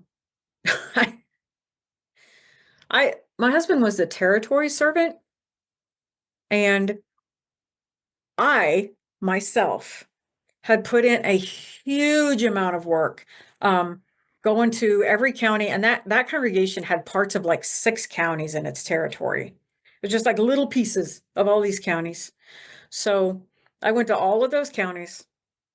I bought the big plat maps, um, glued them all together on the board, then went to each city, went and got one of their maps, glued them all together on boards so that they could have a new display for their back room. And then I made all new territory maps. You know, um, you had to put them on, cut them out. You were put the 'em on territory poster board. servant. Yeah, I did all of that myself, Yeah, which they told me they appreciated. Well, then one day, my husband, we were getting ready for the circuit overseer's visit. So he wanted the territories organized, and he wanted to know something about what was in the book, who had a territory checked out or how many or whatever. So he said, when you get to the hall, will you please look in the book and write this stuff down for me because I need to know it.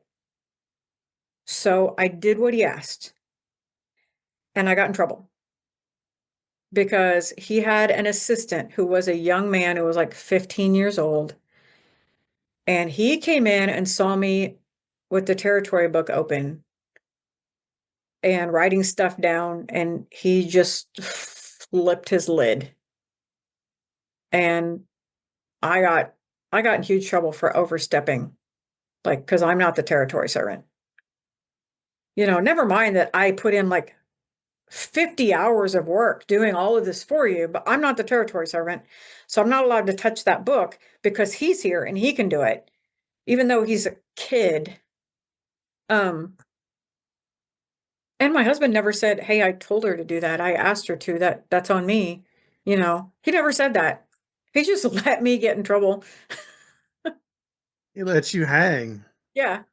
Yeah. He just left me out to dry, whatever. So many backroom meetings about the stupidest, pettiest shit you could, just so dumb. Like, I have never been in trouble in my life so much as I was in those, like, I don't know how many years we were in that hall, 7 or 8 maybe. It was just ongoing, constant. And yet, like, I was also like, I was a pioneer. My husband was an elder. My kids were doing well. Um, not mentally or anything, but they were doing well spiritually. Mentally or emotionally, but Right. But they're doing well spiritually. So yeah, they were performing in the yes. congregation. um, so I was looked up to. We did a lot of activities together. I organized a lot of stuff to do together. Um, and like, there was one elder who really took an interest in me. He had a daughter about my age. And then I'm in my 30s at this point. I mean, I'm full grown, but um he treated me like his daughter, and always made sure I was taken care of. And when we went in service, he always bought my lunch, bought my snacks, everything. Um and it started, like, my health was getting worse and worse. I actually ended up having a stroke when I was 29. Oh wow. No serious long-term effects, but I mean, scary stuff when you're in your 20s. Yeah, absolutely. uh and it was just like, and I started having panic attacks, and didn't I didn't know why, because everything's fine, right? Everything's good. I'm doing well in the congregation. I'm doing everything I'm supposed to do. Why would I be having panic attacks? Never mind that my home life is crap, and my son's not doing well, and my husband treats me like I'm a second class citizen compared to him. Um, why would I be having a panic attack? What kind of stress can I possibly have? I'm happy because they told me I'm happy. So obviously I'm happy. Um, Jehovah's and happy people. yeah, I ended up cheating. So and it wasn't even like meaningful. I just did because somebody showed an interest in me and they treated me like a person.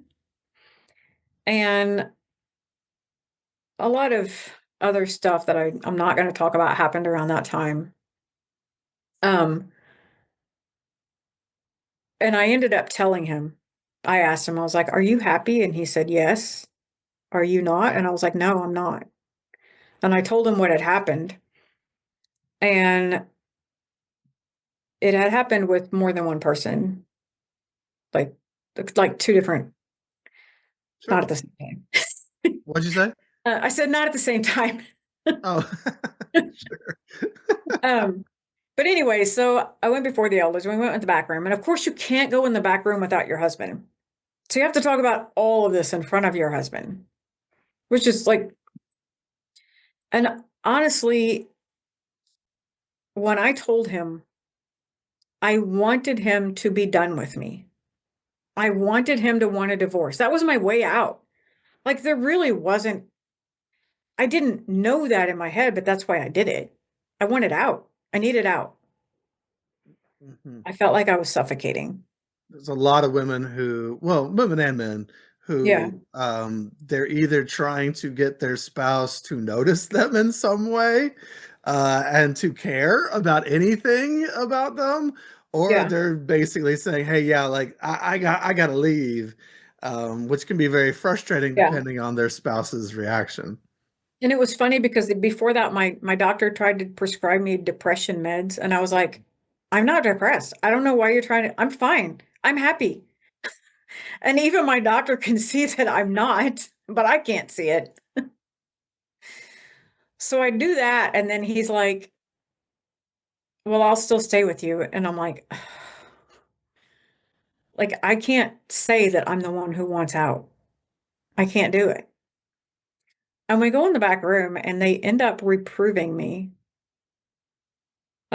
After, a ridiculously long and drawn out series of questions that are meaningless. And you're doing it in front of people like this brother who's treated me like a daughter for the last 10 years or whatever.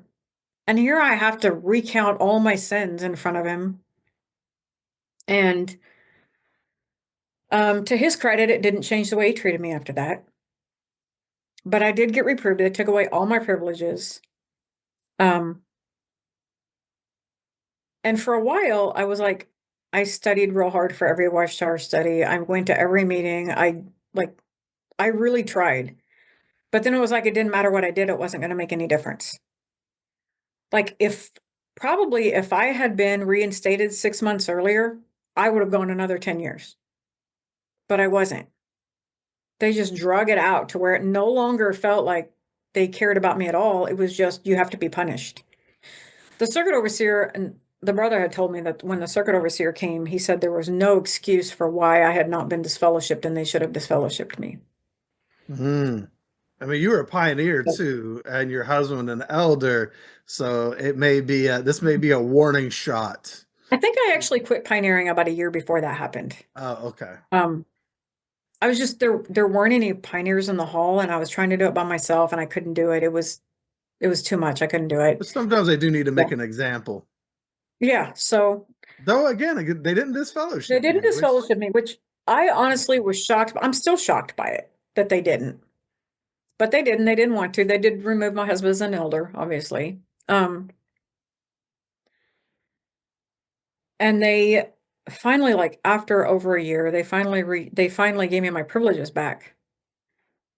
But I didn't care anymore by that point. It was like I was done. I was so stressed. My relationship with my husband hadn't gotten any better. My son had come out to us. And I know that there's no way on earth that he's possibly going to go the rest of his life single. And that's his only option and still be a witness. So that's in the back of my head all the time is that I'm going to lose him. And ranked son, husband, sorry, but the kid comes first.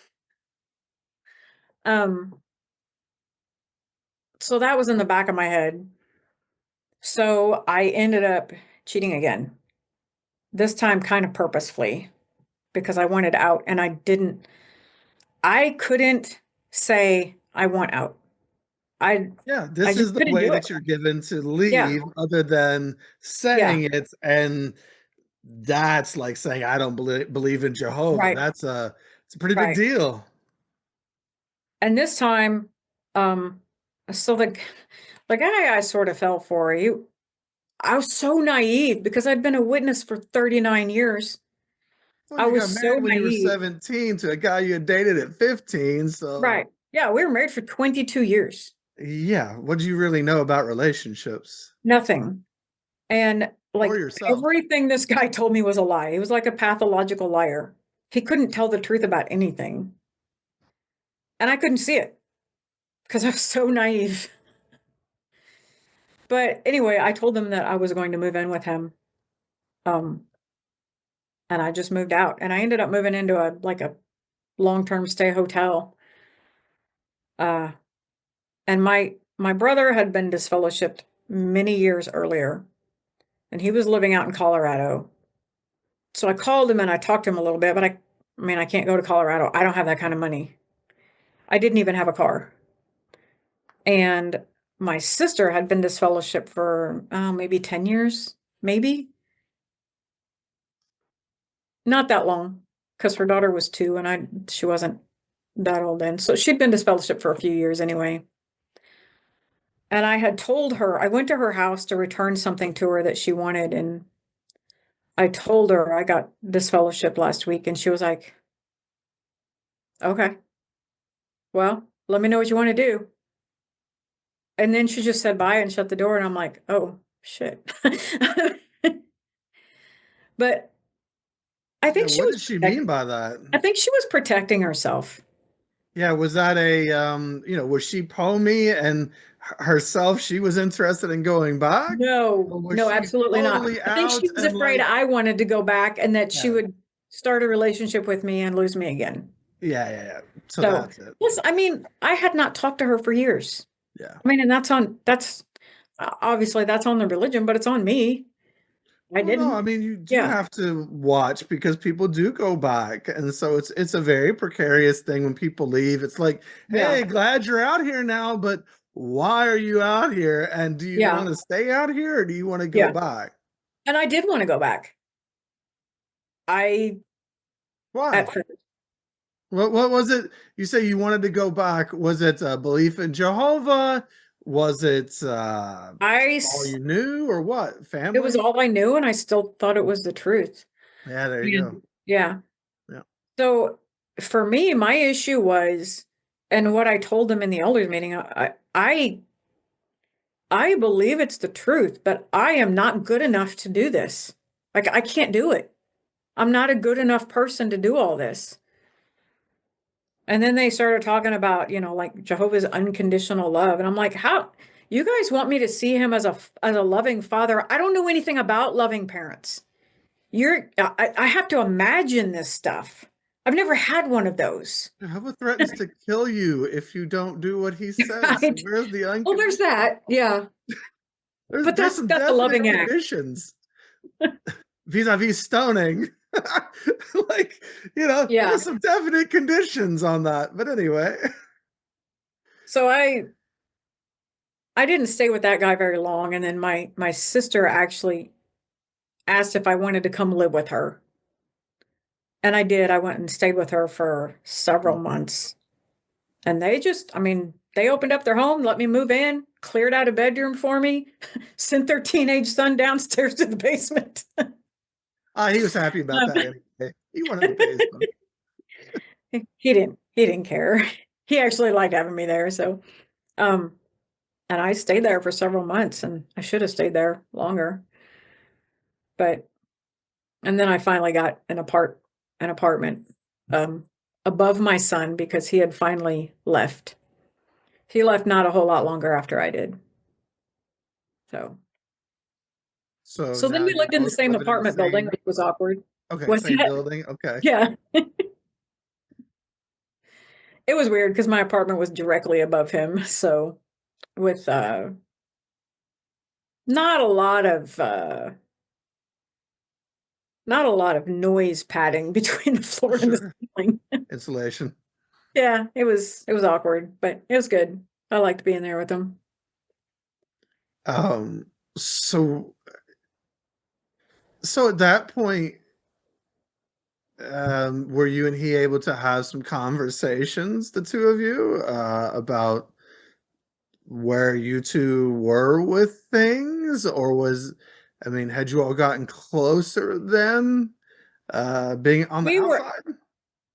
I mean, the two of us were always close. He was always a mama's boy, so Right, but I mean, there's a different type of but now close in freedom, right? Close on the right, outside of this organization, and you're both adults, kind of living your own lives. So it's a different type of relationship.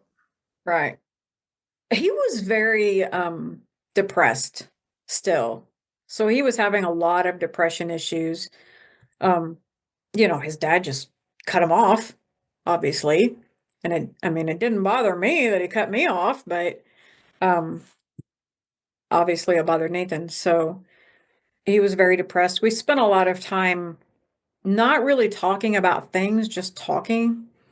I made him go on walks with me because I knew that that would probably be good for him in his depression. But we, he worked at a gas station that was the same one as mine, but in a different town. So sometimes when I needed extra help on a Sunday or something, I would ask him to come work for me and he'd come work for me. So we saw each other that way. And then his main job that was his second job. His main job was he was a night manager at McDonald's. And I also got a job at McDonald's. So when he needed extra help, he called me. And so we spent a lot of time together. Um, so at this point, you were now shunned by everyone. Obviously not Nathan, but Right. so would that include, you said your husband, ex-husband, Right. whatever, Tom? Well, he spent some time trying to get me back, but then he gave up and yeah.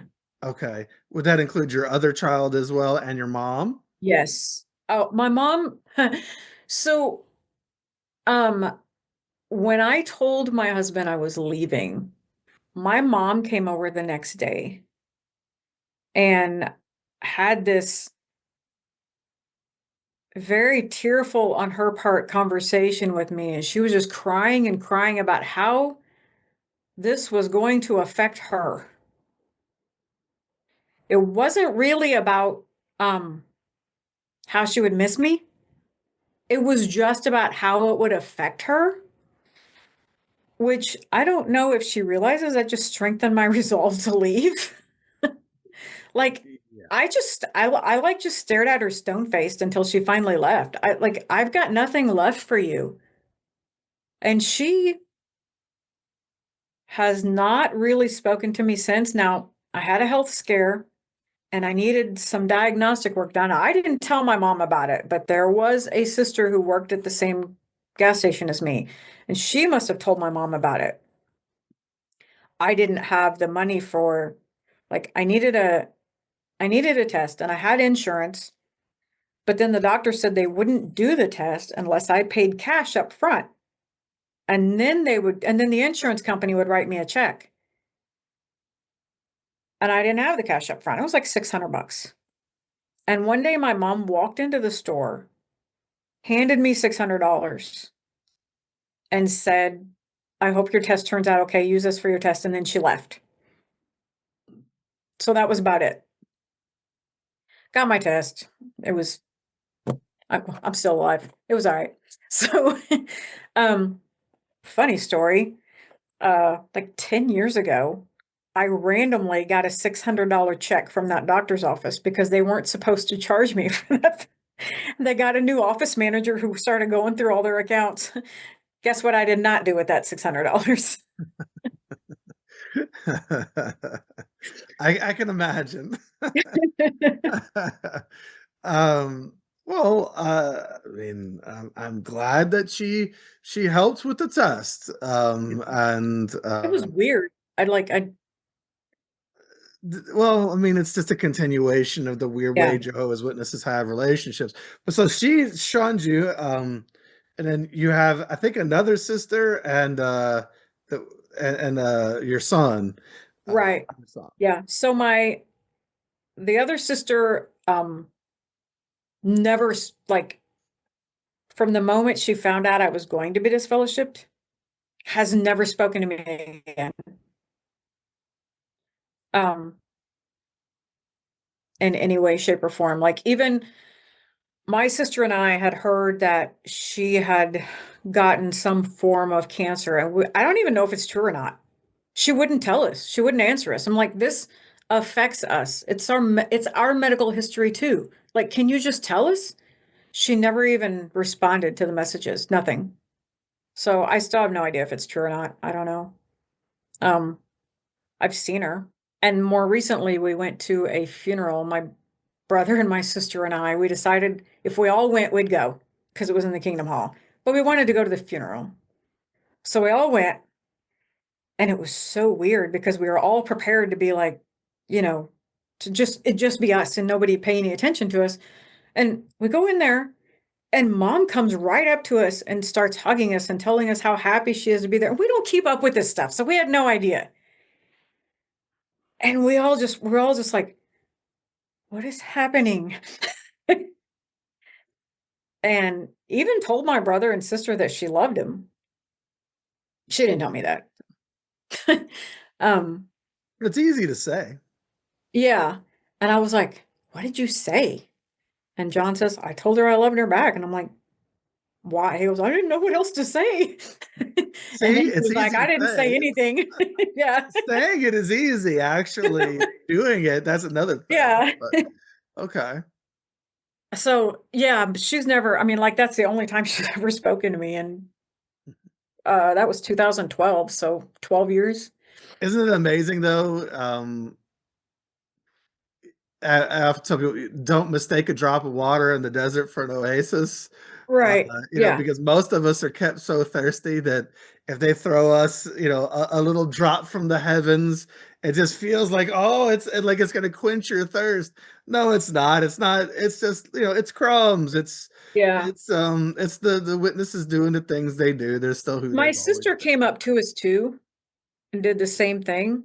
Sure, And I mean, my youngest son came up and hugged me, but he always does it when he sees me. Like sure, he he doesn't talk to me, but if I message him about something, he will answer me. Like sure. so maybe once a year I talk to him by text. But if he actually sees me, which is very rare, he does not pretend that I don't exist. Whereas up to this point, every time I set foot in that Kingdom Hall, and I did try to go back for a while, but every time I set foot in that Kingdom Hall, so there would be several brothers and sisters who, even though they didn't talk to me, made it clear that they were happy I was there.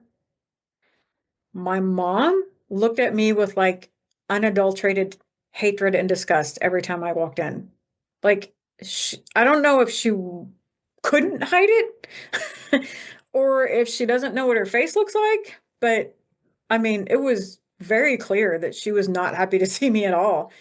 And I mean, that was one of the reasons why I just didn't want to go anymore. Like, Also, one of the reasons, well, I mean, I think it's the reason they did it was because of Norway, but the whole you can say a greeting to a disfellowship person inside of the Kingdom Hall.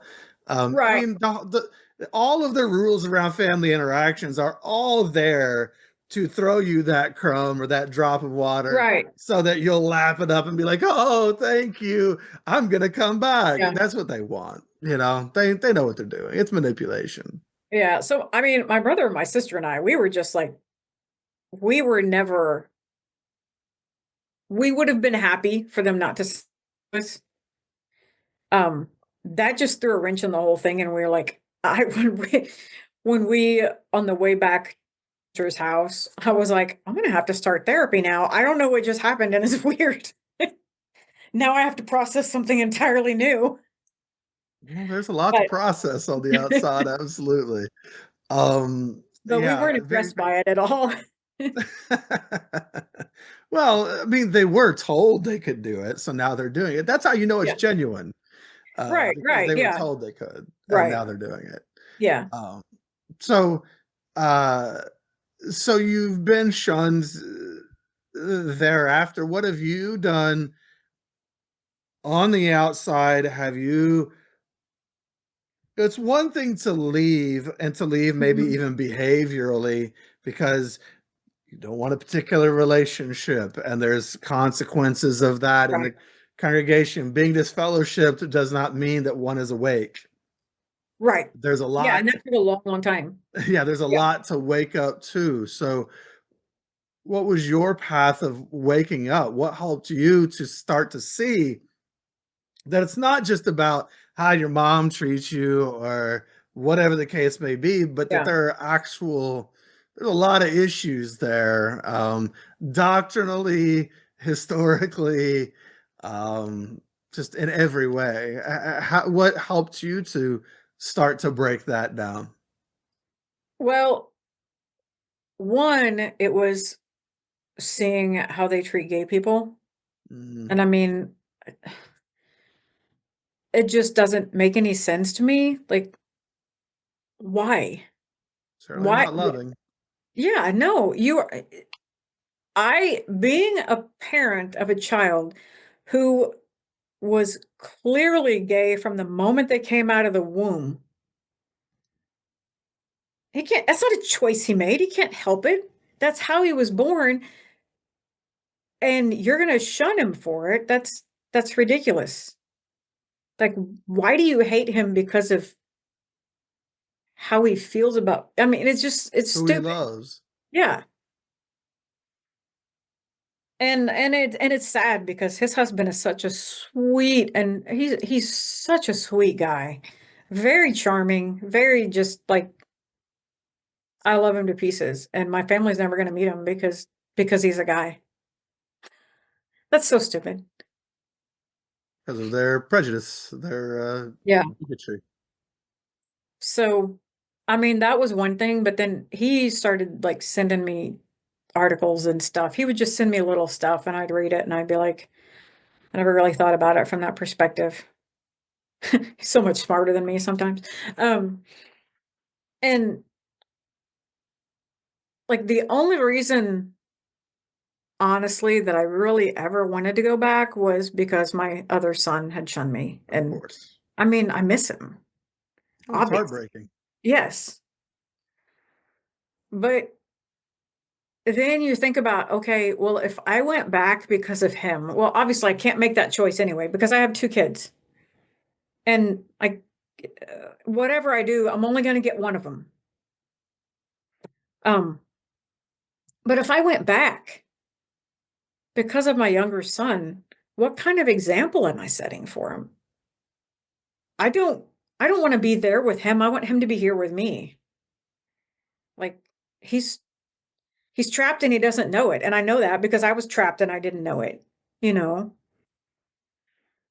And I'm sure he doesn't feel that way, but I don't want to go back and reinforce his belief that he's in the right place, doing the right thing for himself because he's not.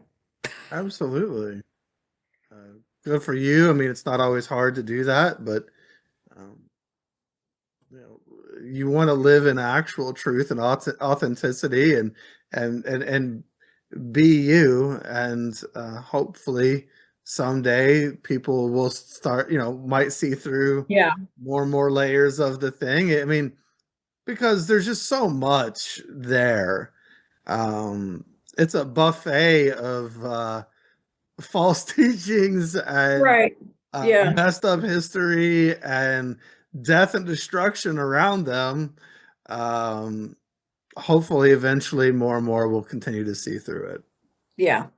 But if you go And back, what does that say? And what would that say to right. Nathan if you went back Right. to Yeah. the thing that hates him? Yeah. And I couldn't do that. I I I wish he would stop trying with his dad because it only hurts him more, you know. His his dad's gonna be ignorant. He is gonna be who he's gonna be.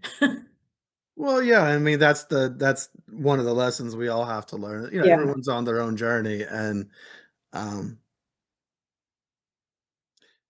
we can't, just like Jehovah's Witnesses gave us a savior complex, we were going to knock on doors and save the world. Yeah. I don't know about you, but I never changed any minds or hearts.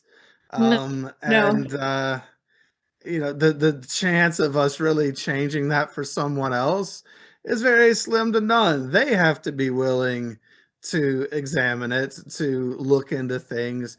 They have to want to change, just like whether they're alcoholics, we talked about that earlier, Right. or whether they're idealaholics, whatever it is, they've got to want to look at it and really truly be open. And that's the difficult thing. And then to actually make change, ooh, there's a lot of Yeah. steps in this, and there's a lot of hooks in Jehovah's Witnesses that have to be taken out of them to get them free. They're really tangled up in a mess. So I think like I don't really look at the beliefs too much. That's not important to me. But the fact that you talk love, talk love, talk love, talk love, but you're not loving. You don't love people. It's pretty clear. Wow. You're not kind. And isn't that though a reflection of those beliefs? Right, but I'm saying like doctrine and stuff. I just Yeah. like new lights or whatever. I don't care what your new light is Did you because ever you care are what the showing old me who light you was? are. Yeah, but did you ever care what the old light was? Were you a person that was ever super attached to all of the doctrines and beliefs anyway? No, but I was like, especially when they kept changing the 1914 thing, I was like, okay, I feel like you're dangling a carrot in front of us, Well, and they are. yeah, eventually you're just going to say, well, that doesn't mean anything at all. So I Yeah. never felt like the system was going to be ending anytime soon. I never felt like that. I just couldn't. I could spout it, but I couldn't feel it. It didn't resonate with me. Yeah. I mean, back to that younger version of you told me about early on that was praying and never felt like you were connecting to anything. Right. Uh, Yeah, I think a lot of people felt that way. I know I certainly Yeah. did. Um, I do, I don't get how anybody can feel a connection to. I don't know. I don't get it. So it's not something I can personally experience. yeah. I understand how a person can feel that way or get there, but yeah, it's not something that would come natural to me. Right. Um, so, if you could say anything to anyone out there who shuns you today, is there anything that you would say? Anything you need to say? um, I think I would say that I'm sorry that you made that decision to shun me. I miss you, but that's on you and not on me. Because you're the one making the choice. I'm only making a choice to be myself. Um, and you know, I feel like I have done more good for people in the last 5 years than I did in the whole 39 years I was a witness. I have reached more people and changed more lives in 5 years on the outside than in 39 years on the inside. You should try it. Kind of cool. Pretty cool out here. Yeah. Um, okay, well then let's get to that. Let's end on that up note. So then what is it that you've done in the last 5 years? What is your life like on the other side? I'm not saying it's perfect. Everyone's life has struggles, but what's good in your world over these past years? Um, I will tell you that the best thing that's happened since I left, I learned how to say no to people. I learned how to stand up for myself. I learned how to think for myself. I mean, and I've had so many cool experiences. I mean, I never even thought that I might like to be a cop. That wouldn't have been allowed anyway. Now I'm a cop who gets in front of thousands of people and boxes, firefighters for fun, which I mean, that would have brought me in the back room like every week for a year. but but it's been so good for me, and I'm a much better person because of it. So you box, you kickbox as well, correct? Mhm. Um, police officer. Uh, so you interact with people. Is this where you actually get to help people today sometimes? Yeah. I mean, so one of my positions on my department is as a crisis negotiator. So I'm trained to really talk to people, which, okay, I'll give him this. I have been being trained to talk to people since I was 12 years old. Of course. So yeah, I'm pretty good at it. But um I even though like we don't have a lot, it's not a great big town, so we don't have a whole lot of those events. Like so far, there haven't been any hostage situations or anything like that. That's what the training is really for. But if you can stop somebody from killing themselves tonight, don't tell me I didn't make a difference today, because I did. Absolutely. If you can talk a woman who's being abused into leaving and staying gone and not being your next murder victim, I mean, that's huge. If you can help someone find their way out of a drug addiction, that's huge. That's actually changing people's lives for the better.